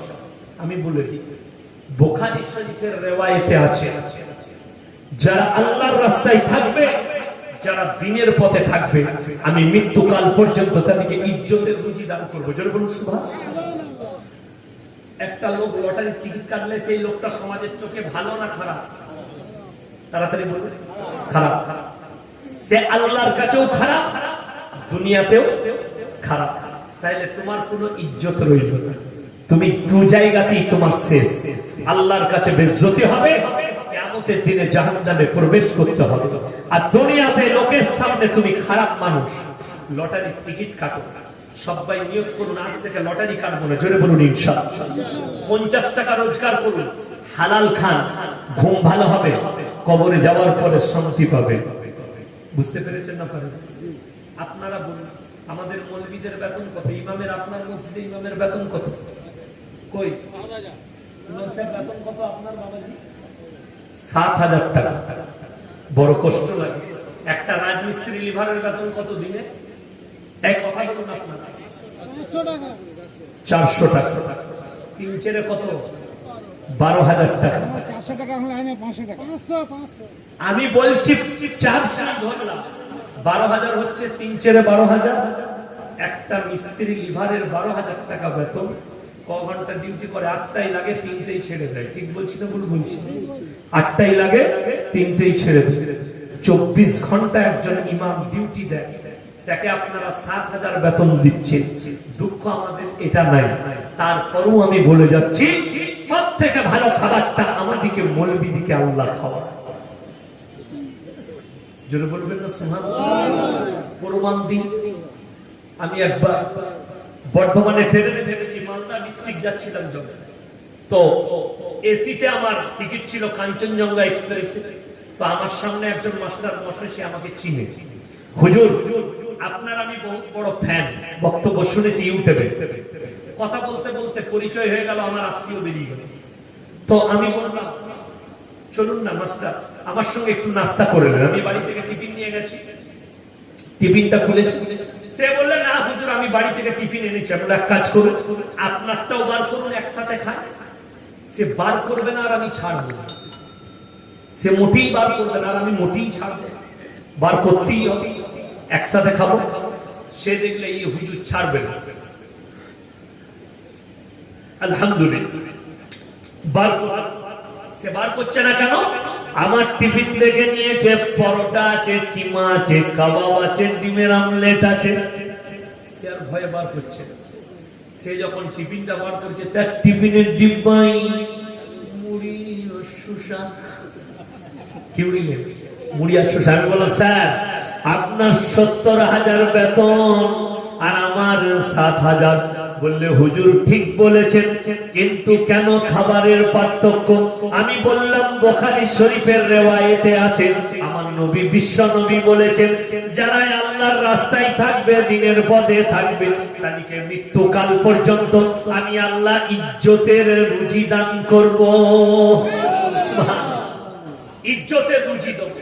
আর যারা মনে করবে, এই যারা গরিব মানুষ আছেন, ভাইয়েরা, মায়েরা, বোনেরা, শুনেলেন, যারা বন্ধন লোন করে, যারা গ্রুপ লোন নেয়, সেই মায়েরা শুনবেন, মনে করেন বড় লোক হবো। যারা লটারি কাটেন, তারা শুনেন, মনে করছেন লটারি কেটে বড় লোক হবো। আমার ভাই সকালবেলায় হলদিয়ার ডকে চলে যাবে। ডক তো কাছে মনে হয়, সামনে 2 কিলোমিটার। সকালবেলায় ডকে যাবে, সকালবেলায় তমলুকে যাবে, সকালবেলায় মেচেদাই যাবে। 100টা বড় লোক আর 100টা কোটিপতি খালি আন্ডার প্ল্যান পড়ে ছুটে। কি হলো বে? বলে, ডাক্তারে বলেছে 3.5 কিলোমিটার হাঁটবি। কি নাম বললাম? সুগার। ডাক্তারে বলেছে 3 কিলোমিটার হাঁটবি। কি বলে? সকালবেলায় আন্ডার প্যান্ট পরে ছুটছে খালি। একদিকে বউ, একদিকে উ। কি হলো রে? বুঝে ডাক্তারে বলেছে 3.5 কিলোমিটার ছুটবি। দেখবেন সকালবেলায় অনেক জোড়া চায়ের দোকানে গিয়ে বলে, ভাই একটা বিনা চিনির চা দে তো। চাই। তাকে জিজ্ঞেস করুন, ভাই বিনা চিনির চা কিরকম লাগে? বলবে, দারুণ লাগে, খেয়ে দেয়। আর আমি বলছি, ছাদ হলে মুখ দেবে না ওটা। ও ফেরে পড়ে তোকে ভালো লাগছে, সুগার হয়েছে বলে। বিনা চিনির চা কখনো ভালো হয়? তাই হয়, সুগার হয়েছে বলে ভালো। আহা, আমার বাবাজিরা ডাক্তারকে নিয়ে সকালবেলায় বলেছে, স্যার রিপোর্ট দেখুন, 350 সুগার, কি খাবো বলে দিন। বললে, শুনে নাও, সকালবেলায় উঠে 1 কাপ বিনা চিনির লাল চা খাবি, আর 1 দুটো সাদা চিড়ে ভাজা। বললে, একটা দেশি মুরগির ডিম সিদ্ধ, বললে চুলি মরে যাবে, ছোঁয়া চলবে। তারপরে কি খাবো স্যার? বললে, দুপুর বেলায় 660 গ্রাম চালের ভাত, 1 কাপ মাপা চালের ভাত। বললে, তার সঙ্গে গরুর মাংস। বললে, ছোঁয়া চলবে না। মুরগি বললে, ধারে পাশে যাবি না। খাসি বললে, স্বপনে ভাববি না। কি খাবো স্যার? বললে, কালি করে না ভাজি আর ভেন্ডি সিদ্ধ খাবা। ঠিক বলছি না? বলছি কোটিপতি। আমি 6 বছর আগে আমি মিটিয়াপুরে এক জায়গায় জলসায় গিয়েছিলাম। তো রাত 12টার পরে আমাকে বললে, হুজুর আমার বাড়িতে খানার ব্যবস্থা। কি বাড়ি? তার ম্যানেজার বললে 50 কোটি টাকা খরচ করেছে বাড়িতে। ডাইনিং টেবিলে 50 জন বসে খাবে, এত বড় ডাইনিং টেবিল। তো আমি আছি, আমার ড্রাইভার আছে, হাজি সাহেব আছে, যার বাড়ি, তিনার কর্মচারী, ড্রাইভার, গেটম্যান, সবাই বসেছি ডাইনিং টেবিলে। বুঝলেন, ভাপা ইলিশ আছে, চিকেন তন্দুরি, চিকেন কুরমা, আপনার খাসির বিরিয়ানি, মুরগির বিরিয়ানি, পোলাও, আর আপনার ভেটকি মাছ, কুপ্তা, কাবাব, শামি কাবাব। হাজি সাহেব আমার পাশেই বসেছে। আমি হাজি সাহেবকে বললাম 1 পিস চিকেন তন্দুরি দেবো। চলবে না। আচ্ছা, 1 মাস ভেটকি 1 পিস।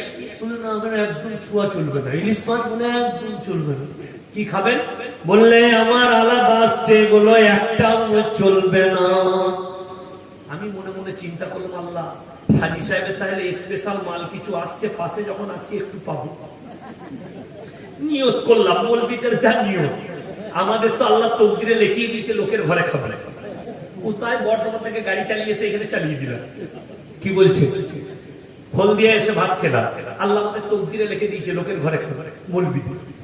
তো আমি মনে মনে ভাবছি একটু মারবো পাশে যখন আসি।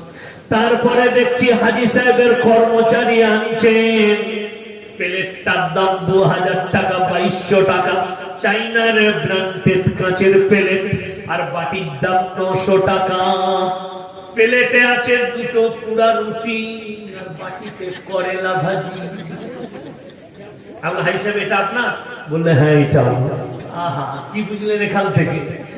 আল্লাহ রুজি মাপেন। ডাইনিং টেবিল হাজি সাহেবের, খাবার হাজি সাহেবের, কিন্তু আল্লাহ রুজি মেপেছে। ফুটো মৌলবীর, ড্রাইভারের, কর্মচারী, তোমরা সব খাবে।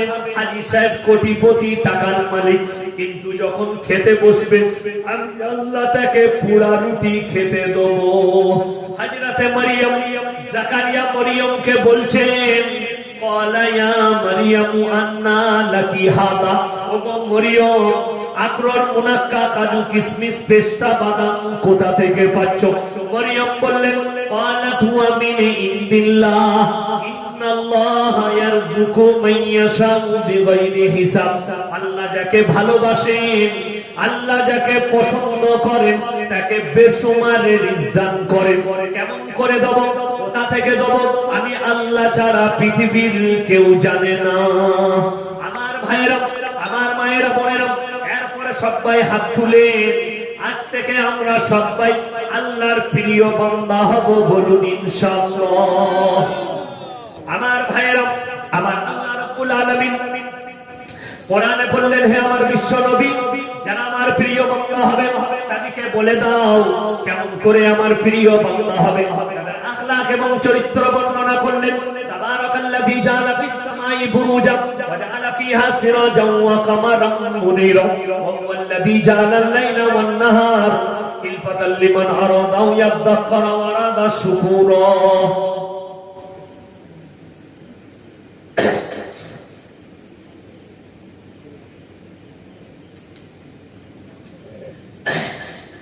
তাবারাকাল্লাযী জাআলা ফিস সামাই বুরুজা। এই বুরুজটাকে আমি আল্লাহ রাব্বুল আলামিন চন্দ্র, সূর্য, গ্রহ, তারা, নক্ষত্র দিয়ে সাজানিত করেছি। ওয়া হুয়াল্লাযী জাআলাল লাইলা ওয়ান নাহার, দিবা এবং রাত্রি আমি আল্লাহ সৃষ্টি করেছি। তার থেকে তোমরা জ্ঞান অর্জন করবে এবং আমার কৃতজ্ঞতা যাপন করবে। জোরে বলুন সুবহানাল্লাহ। বিজ্ঞান, পৃথিবীর বিজ্ঞান জ্ঞান অর্জন করেছে না করেনি? কথা বলুন, করেছে। কিন্তু জানেন বিজ্ঞান কত বড় নেমো খারাপ? যখনই তারা গবেষণা করতে গিয়ে দেখেছে যে আমাদের গবেষণা কোরআনের সাথে মিলে যাচ্ছে, তখনই তারা বিজ্ঞানে উল্টো বর্ণনা করে দিয়েছে। আপনারা বিজ্ঞানে পড়েন, চন্দ্র সূর্য দাঁড়িয়ে আছে আর পৃথিবীটা ঘুরছে। পড়েছেন না পড়েন? পড়েছে, আরো পড়েছে।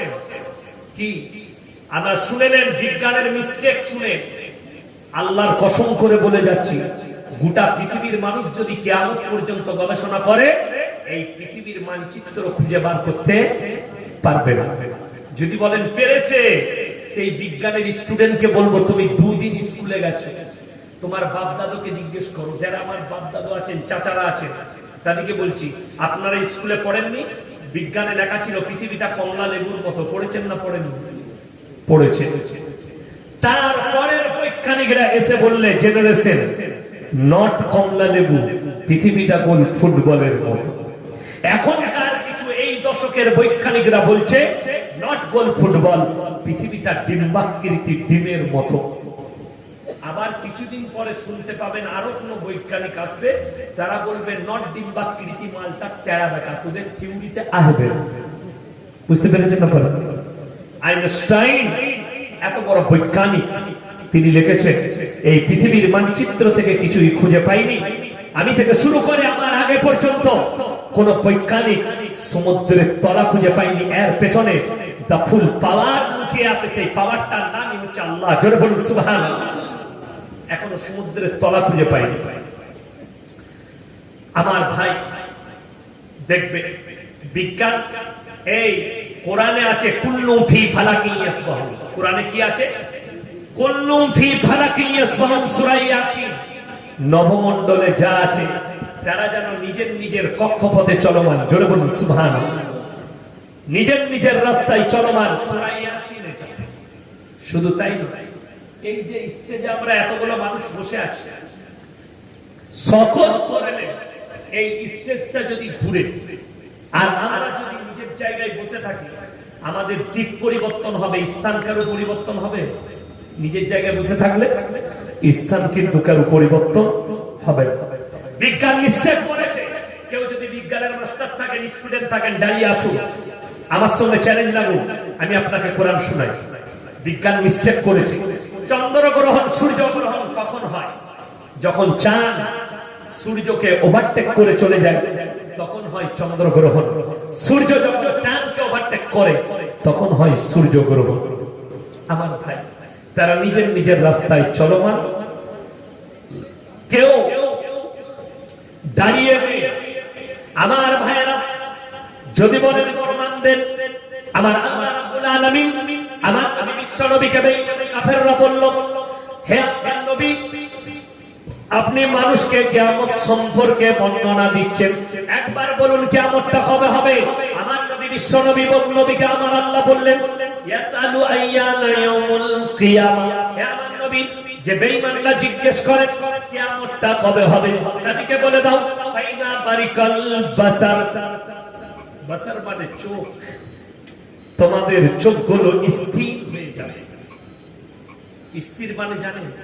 কোন যদি আশ্চর্য যদি বলে হলদিয়ার ডকেতে 50 কেজি ওজনের একটা ভেটকি মাছ উঠেছে, আপনারা দেখতে যাবেন? মাছটাকে দেখা মাত্র ও আল্লাহ, চোখগুলো দাঁড়ায় না? দাঁড়ায় না। চোখ দাঁড়িয়ে যায় বড় সাপ দেখলে, আশ্চর্য কোন জিনিস দেখলে। আমার আল্লাহ কোরআনে এই শব্দটাই ব্যবহার করলেন, ফাইদা মালিকাল বাসার। সেদিনে তোমাদের চোখগুলো স্থির হবে। ওয়া খাসাফাল কামার, যেদিনে চন্দ্র আলোহীন হবে। ওয়া জুমিয়াশ শামসু ওয়াল কামার, যেদিনে চন্দ্র আর সূর্যকে একটা রাস্তাতে টক্কর খাওয়ানো হবে। এরপর বলবেন পৃথিবীটা ঘুরছে না দাঁড়িয়ে আছে? কোরআনকে জিজ্ঞেস করুন, পৃথিবী দাঁড়িয়ে আছে না পৃথিবী ঘোরপাক মারছে? বিজ্ঞান বলছে পৃথিবী ঘুরছে, চন্দ্র সূর্য দাঁড়িয়ে আছে।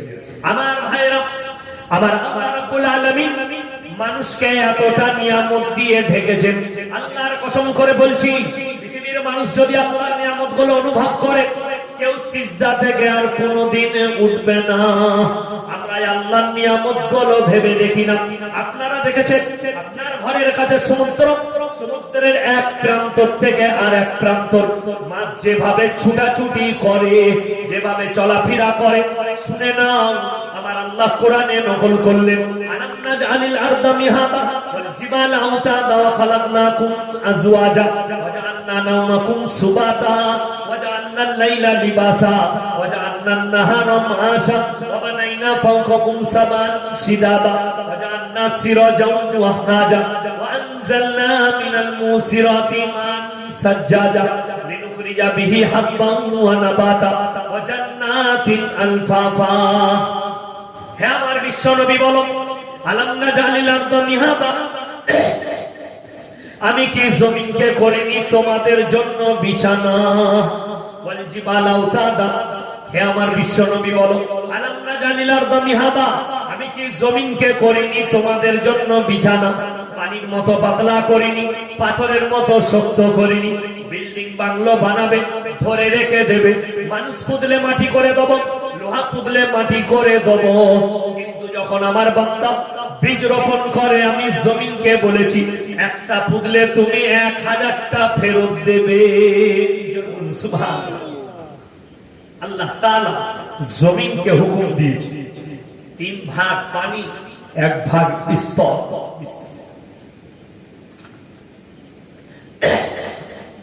সমুদ্রের কিনারায় দাঁড়ালে সমুদ্রের ঢেউগুলো দেখলে আল্লাহকে চিনতে পারবে। ইয়া আল্লাহ কত মহান। আপনাদের মনে হয় না সমুদ্রের কিনারায় আছে আপনি আমি চলে যাব, জানেন ওয়াইদাল বিহারু ফুজ্জিরাত, এই সমুদ্রকে আল্লাহ উতলে দিবে আর এই দেশটা আগে আপনারা হলদিয়া ফলদিয়া ডুবে চলে যাবে। আমি সমুদ্রকে কিয়ামতের পূর্বে উতলে দেব। কোরআনে আছে ওয়াইদাল বিহারু ফুজ্জিরাত, আমি সমুদ্রকে উতলে দেব অপর দিকে। বিজ্ঞানরা বলছে সমুদ্র উতলিয়ে উতলিয়ে চলে আসে, তাই না? এই কতদিন আগে হয়ে গেল বন্যা হয়ে গেল আপনাদের এলাকায়, ঝড়, আর দীঘা এলাকাটা ডুবে গিয়েছিল, যাই ডুবেছিল। একটা কথা মাথায় রাখবে খুব ভালো করে, এখানে খুব ভাইটাল কথা বলে যাচ্ছে। মরে যেতে পারি, আমাকে আর দাওয়াত নাও দিতে পারবে, কিন্তু আমার কথাটা মনে রাখবে। ইয়াসিন ভাই বলে গেছিল যে জায়গায় ব্যভিচার বেশি হয় সেই জায়গাকে আল্লাহ ধ্বংস করে দেয়, সেই পরিবারকে ধ্বংস করে, সেই জায়গাকে ধ্বংস করে, সেই নারীকে ধ্বংস করে, সেই পুরুষকে আল্লাহ ধ্বংস করে দেয়। যে জায়গায় বেশি করে ব্যভিচার হয়, আপনারা জানেন, বলুন তো পৃথিবীতে সব থেকে বেশি ভূমিকম্প কটা দেশে হয়? 2টো। সব থেকে বেশি ভূমিকম্প হয় 2টো দেশে। ওই 2টো দেশ কোন কোন দেশ? জাপান আর নেপাল। কেন জানেন? ভারতবর্ষের যতগুলো নিষিদ্ধ পল্লী আছে, যতগুলো মদের বার আছে, বেশিরভাগ নেপাল আর জাপানের মেয়েরা শারীরিক ব্যবসা করে। বুঝতে পেরেছেন না পারেন কথাটা? জাপানের মেয়েরা আর নেপালের মেয়েরা দেহ ব্যবসা বেশি করে, ওই জন্য আল্লাহ সব থেকে বেশি ভূমিকম্প জালজালা সেখানে দেয়। কিয়ামতের পূর্বে জালজালা আসবে না আসবে, শুনে নিন কতগুলো দুর্ঘটনা ঘটবে। যারা ব্যভিচার করে তারা সাবধান হয়ে যাবে। আমার নবী বিশ্ব নবী মেম্বারে বসে আছেন, আবার আল্লাহ রাব্বুল আলামিন কোরআন পাঠালেন। আমার নবী বিশ্ব নবী চোখ দিয়ে দরদর করে পানি পড়ছে। ইয়া আইয়ুহান নাসু তাকু রাব্বাকুমুল্লাযী খালাকাকুম, ইয়া আইয়ুহান নাসু তাকু রাব্বাকুম ইন্না জালজালাতাশ শাআতি শাইউন আযীম। হে আমার বিশ্ব নবী, যখন গুনাহ বেড়ে যায়, ব্যভিচার বেড়ে যায়, আমি আল্লাহ রাব্বুল আলামিন কিয়ামতের পূর্বে জালজালা মানে হচ্ছে ভূমিকম্প, ভূমিকম্পের দ্বারা ওই জায়গাগুলোকে আমি আল্লাহ ধ্বংস করে দিই। আমার নবী বিশ্ব নবী বললেন, আল্লাহ কিয়ামতের দিনে তুমি জালজালা মানে ভূমিকম্পে ধ্বংস করে দিবে। হে আমার বিশ্ব নবী শোনো। নবীজি কাঁদলেন, ওগো আল্লাহ, সেদিন আমার উম্মত উম্মতির পৃথিবীর নারী পুরুষের অবস্থা না কেমন হবে? আমার আল্লাহ বর্ণনা করলেন, ইন্না জালজালাতাশ শাআতি শাইউন আযীম ইয়াওমা তারাউনাহা তাযহালু কুল্লু মুরদিয়াতিন আম্মা আরদাআত ওয়া তাদা কুল্লু দাতিন হামলিন হামলাহা ওয়া তারান নাসা সুকারা ওয়া মা হুম বিসুকারা ওয়ালাকিন্না আযাবাল্লাহি শাদীদ। আমার ভাইরা, আমার ভাইরা, বড়রা কান খুলে শুনেন। আমার আল্লাহ রাব্বুল আলামিন বললেন, হে আমার বিশ্ব নবী, সেদিনে দুধ পিলানে বাড়ি মা নিজের বাচ্চাকে বিছানায় দুধ পান করাবে, বাচ্চা বিছানায় পড়ে থাকবে, মা রাস্তায় রাস্তায় ছুটবে। গর্ভবতী মেয়ে, তাতে 1 মাসের হোক আর 2 মাসের হোক, 3 মাসের হোক, 7 মাসের, 5 মাসের, 9 মাসের হোক, তারা নিজেদের বাচ্চা প্রসব করবে। হে আমার বিশ্ব নবী শোনো। এবং তারা পাগলের মতো, মাতাল যেমন মদ খেলে পাক খেয়ে খেয়ে পড়ে যায়, তখন তারা মাতালের মতো ঘুরে ঘুরে পড়ে যাবে। নেপালে যখন ভূমিকম্প হয়েছিল, আমাদের এখানে আঁচ ছিল না? আসেনি? একটু আসেনি? কি মনে হচ্ছিল? মাথাটা ঘুরছে। আমি যখন গুজরাটে পড়াশোনা করি, কচবুজ বলে একটা জায়গা আছে গুজরাটে, কচবুজ, সেখানে মারাত্মক ভূমিকম্প হয়েছিল। তখন আমি গুজরাটে পড়াশোনা করি। জুম্মার দিন আমার এখনো মনে আছে, ক্রিকেট খেলাচ্ছি সকালবেলায় ফজরের পরে, আমরা তালবিলি ক্রিকেট খেলাতে গেছি। খেলতে খেলতে হঠাৎ দেখছি সবাই বসে যাচ্ছে, সবাই বসে যাচ্ছে। কেন?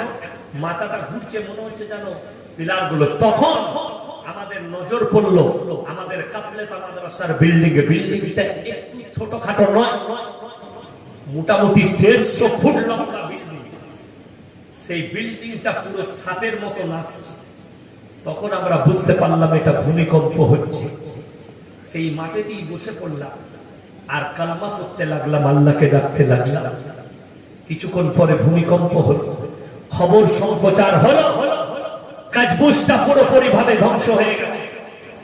সেখানে আমাদের উস্তাদদের সঙ্গে আমরা গেলাম, সেই জায়গা মুআয়না করতে গেল বুজুর্গরা, আল্লাহ ভালারা। কেন আল্লাহ তাআলা এরকম ধ্বংস করলেন জানেন? অবাক হয়ে যাবে।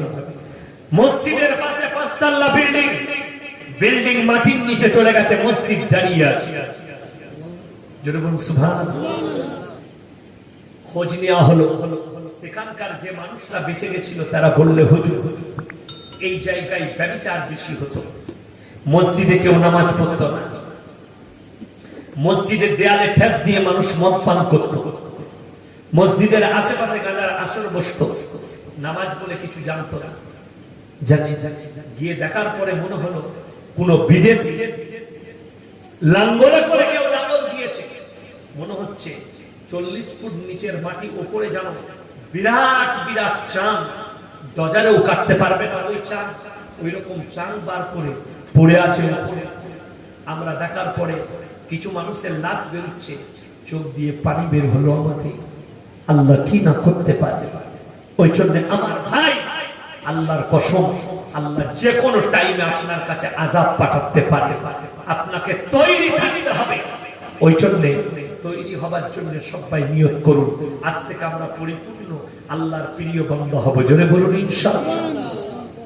তো আমি যেটা বলছিলাম, আল্লাহ প্রিয় বান্দাদের বর্ণনা আমার আল্লাহ রাব্বুল আলামিন কোরআনে বলেন, হে আমার বিশ্ব নবী, আমার যারা প্রিয় বান্দা হবে তাদের 1 নম্বর চরিত্রটা শুনে নাও। ওয়াইবাদুর রহমানিল্লাযীনা ইয়ামশুনা আলাল আরদি হাওনা। তারা দুনিয়ার বুকে শান্তির সঙ্গে বিচরণ করে। শান্তি মানে জানে? পাড়া প্রতিবেশীতে ঝগড়া বিবাদ, দুটো ছেলে মারামারি করছে, 2 ভাই। আপনি পাড়ার একজন সুশিক্ষিত জ্ঞানী মানুষ, ইমানদার মানুষ, আপনি বললেন, রে বাবা মারামারি করছো কেন? মায়ের পেটের ভাই হয়, মারামারি করে, চলো সরো, ছাড়ো ছাড়ো, সরিয়ে দেবে। কিন্তু আমাদের দেশের অনেক লোক আছে, যদি দুজন মারামারি করে তাকে ফাঁকে ডেকে নিয়ে গিয়ে আরো লাগিয়ে দেবে। ঠিক বলছি না? এমাল আছে না? নাই, গাদা আছে। কোরআন বলছে, আল ফিতনাতু আশাদ্দু মিনাল কাতল। কেউ যদি ঝগড়া লাগায়, ফিতনা লাগায়, একটা মানুষকে মার্ডার করলে যে পাপ হয়, সেই পাপ তোমার নামে লেখা হবে।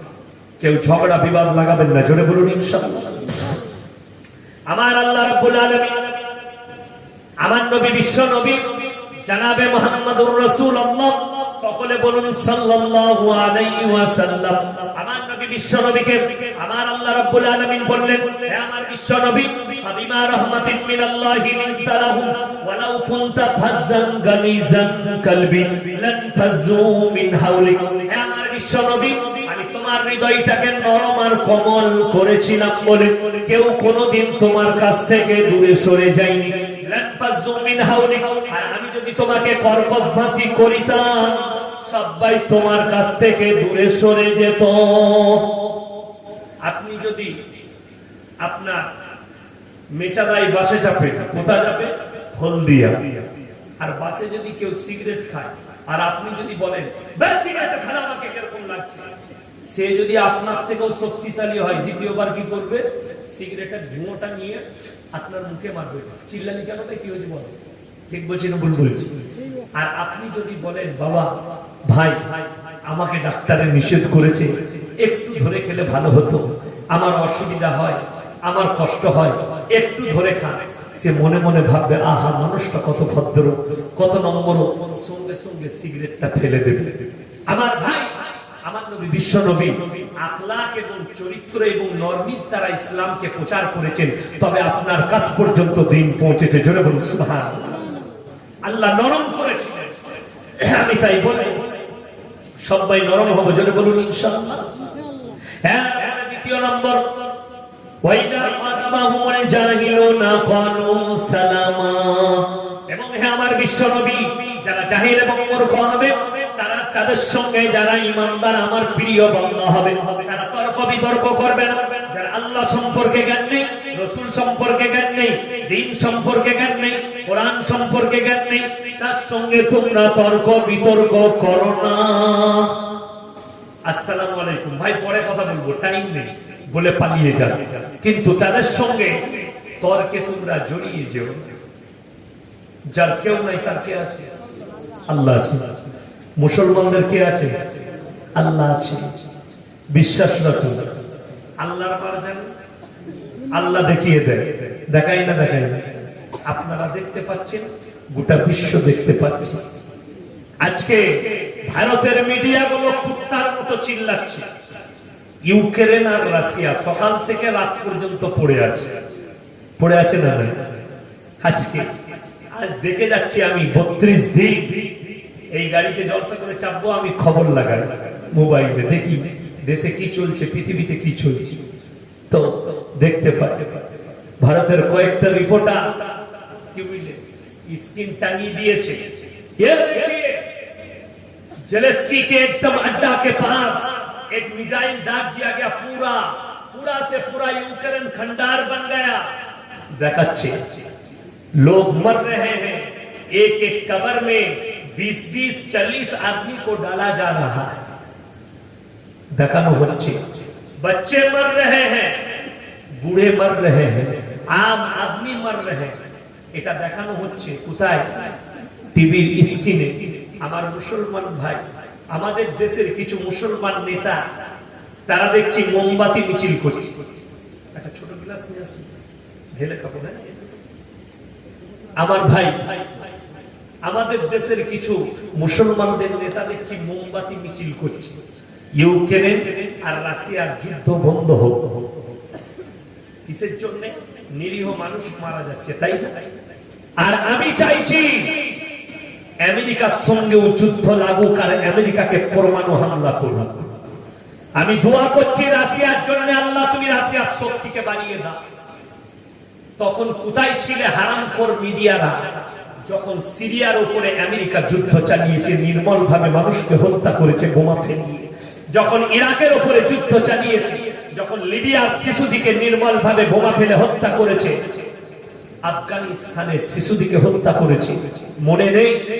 সিরিয়ার সেই বাচ্চা শিশুটা, এর থেকেও বাচ্চা হবে মনে হয় 5 থেকে 6 বছরের বাচ্চা, বাবা মা মারা গেছে, তার শরীরে বোমা লেগেছে, তার ফটোটা ভাইরাল হয়েছে পেপারে। সেই বাচ্চা ছেলেটা শরীরের আঘাত নিয়ে কাঁদতে কাঁদতে বলেছে, আমি আমার আল্লাহকে বলে দেবো। গোটা পৃথিবী নীরব, গোটা পৃথিবী চুপ থেকেছে। আমার আল্লাহ দেখেছে খালি তোমাদের বারটা। আজকে তো বাপের সাথে পালা পড়েছে। রাশিয়া হচ্ছে আমেরিকার বাপ, বুঝতে পেরেছেন না? পারেন ন্যাটোর বাপ। আমি ন্যাটো বাহিনীকে বলবো, দাওয়াত দিচ্ছি, যদি সত্যিকারী বাপের জন্ম ন্যাটো হয়ে থাকো, একবার রাশিয়ার সাথে লেগে দেখো। ইরাকের উপরে তো যুদ্ধ চালিয়েছি, লিবিয়ার মুআম্মার গাদ্দাফিকে তার গদিযুক্ত করে তাকে রাস্তার উপরে নিয়ে এসে এই ন্যাটো বাহিনী মেরেছে। 30টা দেশ আছে, 30টা দেশকে জুজু বানিয়ে দিয়েছে রাশিয়া। এমন বাপ। আমি দোয়া করছি আল্লাহ রাশিয়া যেন আমেরিকার উপরে পরমাণু হামলা করে। আমি দোয়া করছি। যে ইউক্রেনে যাদের বুকে ব্যথা হচ্ছে তাদেরকে বলি, মায়ানমারের শিশুদিকে যখন নির্মল ভাবে হত্যা করেছিল তখন কোথায় লুকিয়েছিলে তুমি? জানে মায়ানমারে সেই শিশুদের কথা মনে পড়লে বুকটা ফেটে যায়। আপনারা পেপারে দেখেছেন নাকি জানি না, বাংলাদেশে মিডিয়ারা ছোট্ট 6 থেকে 7 বছরের বাচ্চা মেয়ে, তার কোলেতে তার 2 বছরের একটা বোন, তাকে মিডিয়ারা জিজ্ঞেস করছে, 10 মিনিট কথা বলতে পারেনি, অঝরে খালি কেঁদেছিল মেয়েটা। আমি 6 দিন পায়ে হেঁটে আমার এই বোনকে নিয়ে আসছি মায়ানমার থেকে, নদী পেরিয়ে, নদী থেকে নৌকায় থেকে এই জঙ্গলে জঙ্গলে কাদার জঙ্গলে হেঁটে আসছি। আর এই কাদার জঙ্গলে হাঁটার সময় আমি দেখেছি আমার এই ছোট্ট বোনটা যখন পানি পান করতে চেয়েছে, আমি পানি পাইনি। নদ নদীর কাদা পানিগুলো আমি মুঠো করে আমার বোনকে পান করিয়েছি।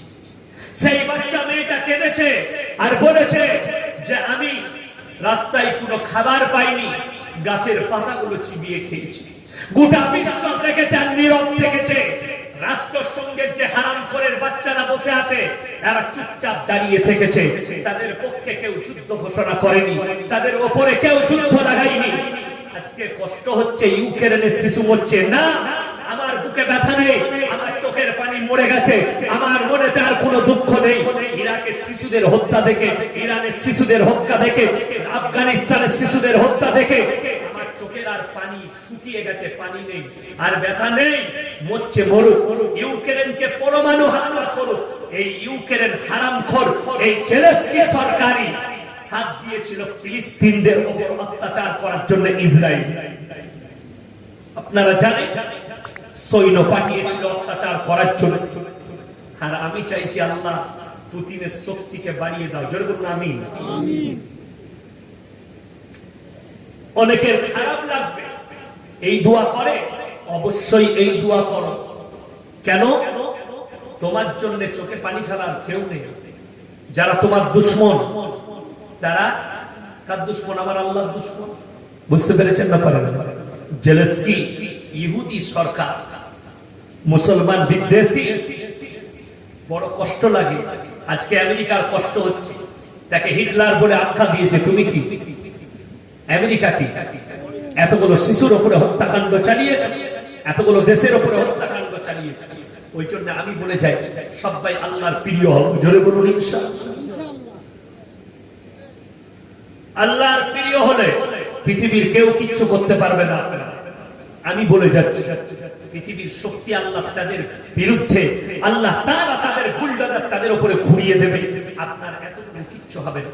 খালি মুসলমানকে বলবো, সব থেকে পৃথিবীর ভালো পার্টি নামাজের পার্টি ধরো। জোরে বলুন ইনশাআল্লাহ।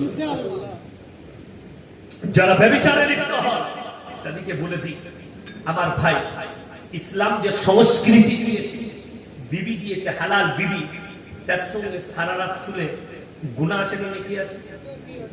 জোরে বলুন সুবহানাল্লাহ। একটা রিওয়ায়েতে আছে, স্বামী স্ত্রী, কোন স্বামী স্ত্রী তারা যদি মুখে মুখ লাগিয়ে হাসতে হাসতে মুখে মুখ লাগিয়ে যদি সারা রাত কাটিয়ে দেয়, শুয়ে পড়ে, ঘুমিয়ে পড়ে, ফজর পর্যন্ত ফেরেশতারা তাদের জন্য মাগফিরাতের দোয়া চায়। জোরে বলুন সুবহানাল্লাহ।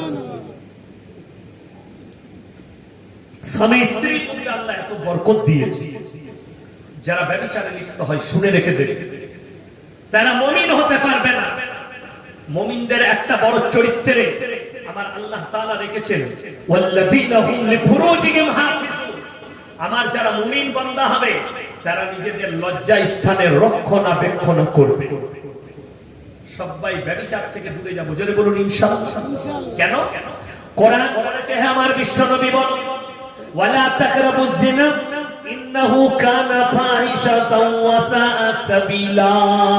হে আমার বিশ্বনবী, ব্যভিচার করা তো দূরের কথা, যে রাস্তায় ব্যভিচার হয় সে রাস্তার ধারে পাশে তোমরা যাতায়াত করো না।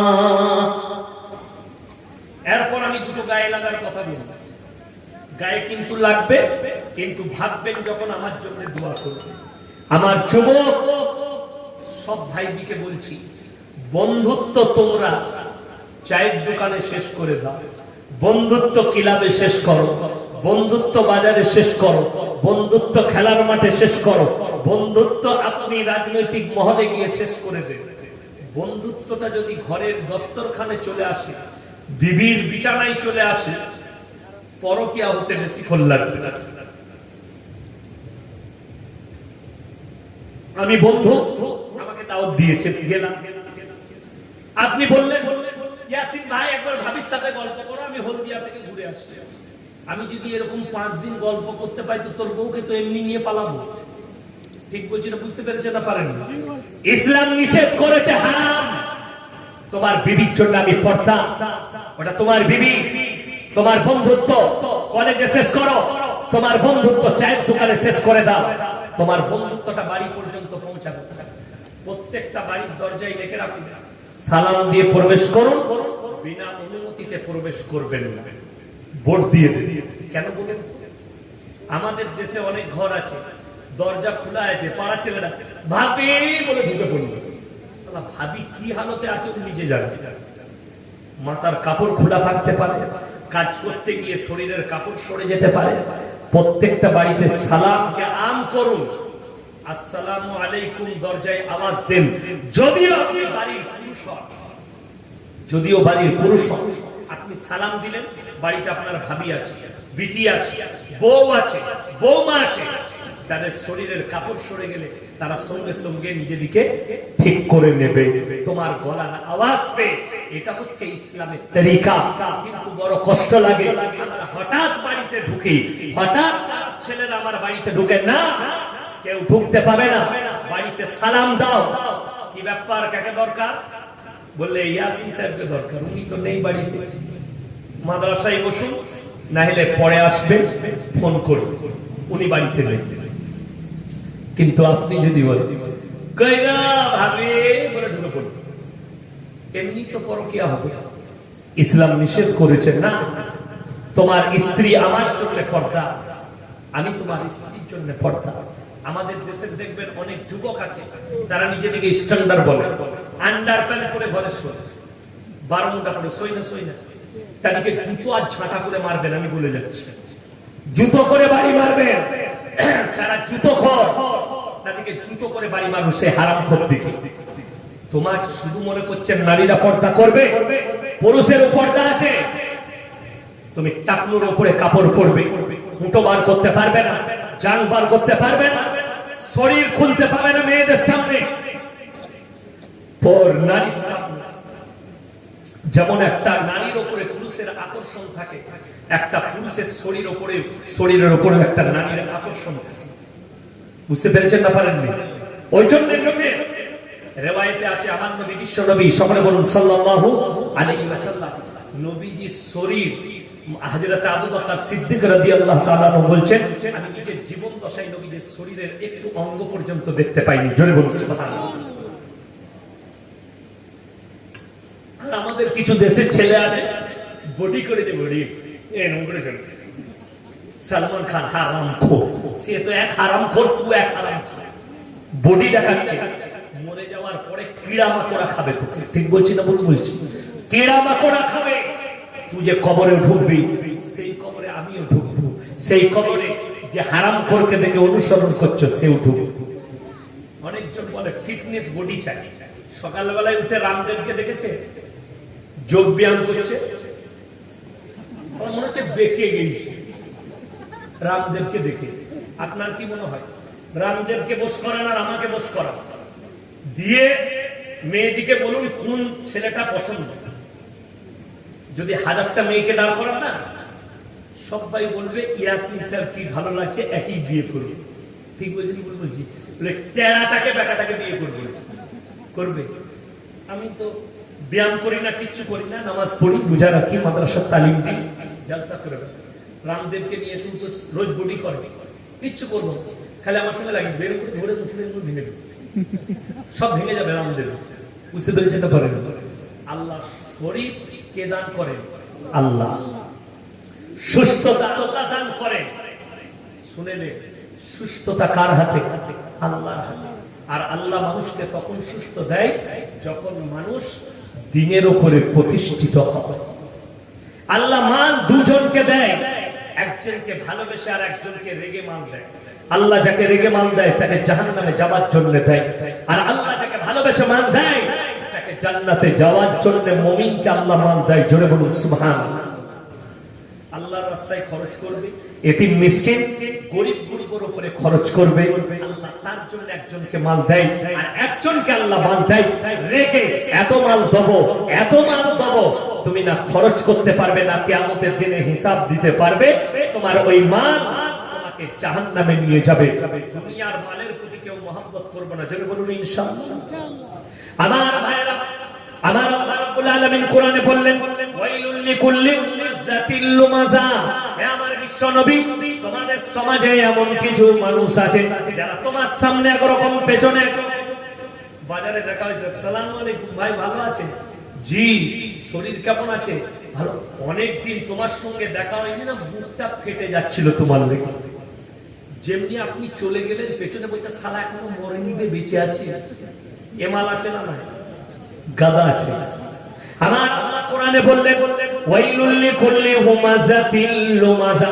তোমাদের সামনে একরকম, পেছনে একরকম, আল্লাযী জামা মালান ওয়া আদ্দাবা, এবং তারা মাল জমা করে আর বারবার গুণয়ন করে। কত টাকা জমিয়েছি, কত টাকা ব্যাংক ব্যালেন্স করেছি, ইয়াহসাবু আন্না মালাহু আখলাদা। তারা মনে মনে ভাবে এই ধন সম্পদ আমাদের কাছ থেকে আর কোনোদিন যাবে না। আমার আল্লাহ বললেন, কাল্লা লায়ুবাযান্না ফিল হুতামা। আমার বিশ্ব নবী, তাদেরকে আমি হুতামাতে নিক্ষেপ করে দেব। আমা আদরাকা মাল হুতামা। আল্লাহ হুতামা কি জিনিস? নারুল্লাহিল মুকাদা। সেটি হচ্ছে আমার একটি প্রজ্বলিত আগুন। আল্লাযী তাত্তালিউ আলাল আফিদা। এমন আগুন যার মধ্যে কোন পদার্থকে ফেলিলে তাকে চূর্ণ বিচূর্ণ করে দেয়। এক একটা থাম্বায় একজন করে বন্ধন করা হবে, রক্ত চর্বি গলে গলে পড়বে, কিন্তু মৃত্যুবরণ করবে না। ওই জন্য সবাই নিয়ত করেলেন, আজ থেকে সবাই পরকালের প্রতি মহব্বত করব, দুনিয়ার প্রতি নয়। জোরে বলুন ইনশাআল্লাহ। দুনিয়ার সম্পর্কে আল্লাহ কোরআনে অপর জায়গায় বলেছেন, ওয়ামাল হায়াতুদ দুনিয়া ইল্লা মাতাউল গুরুর। দুনিয়াটা তোমাদের জন্য সম্পূর্ণ ধোঁকা। ধোঁকায় পড়ে আছেন, ওই জন্য ধোঁকায় থাকবেন। আমরা বলি না, মানুষ মারা গেলে তার জীবন কি হলো, শেষ হয়ে গেল, কিন্তু শেষ হয় না, জীবন শুরু হয়। কবর হচ্ছে প্রথম মঞ্জিল, আর সেই পরকালের জীবনটা হচ্ছে আবাদান আবাদার জীবন, চিরকালের জন্য। এই জীবনটা কিছুক্ষণের জন্য, আর ওই জীবনটা হচ্ছে আবাদান আবাদার জীবন। আমরা পরকাল নিয়ে চিন্তা করবো, জোরে বলুন ইনশাআল্লাহ। পরকালের চিন্তা করলে সুদ খেতে পাবে না, মদ খেতে পাবে না, গাঁজা খেতে পাবে না, ব্যভিচার করতে পাবে না, লটারি কাটতে পাবে না। 50 টাকা রোজগার করুন যেন হালাল হয়, মরণের পরে কবরে শান্তি পাবে। আমাদের দেশের লোক এটা না বুঝে কি করে, কত রকমের হারাম খাই জানে। ওই জন্য তো অনেক জনা বেটার বিয়েতে পণ চায়। আপনাদের থেকে পণ কোথা নাই মনে হয় না? নাই, প্রচুর। আল্লাহ এই যাদের বেটার বিয়েতে পণ লিবার ইচ্ছা, তাদেরকে বলি পণ লিবেন না। পণ লিয়া কি হারাম, শুধু নয় পাপ, কাজ বড় পাপ। তো পণ লিবেন না। ওর থেকে ভালো সহজ ইনকাম পয়সা করার বলে দিই, নিমতলির কাছে টোল ট্যাক্স আছে, জানেন আপনারা? টোল আছে, ওই টোলেতে শাড়ি পরে হিজড়ে সেজে দাঁড়িয়ে হাততালি মারবেন, লরিওয়ালারা অনেক টাকা দেবে। বুঝতে পেরেছেন না? পারেন? লরিওয়ালারা গাদা টাকা দেবে, ওর থেকে অনেক ভালো কাজ। কিন্তু কেউ পণ লিবেন না আমার বাবাজি, শুনে রেখে। কার জন্য লিখছেন? এ পণ কার জন্য নেয়? তাড়াতাড়ি নিজের জন্য না ছেলের জন্য? ছেলের জন্য। কোরআনটা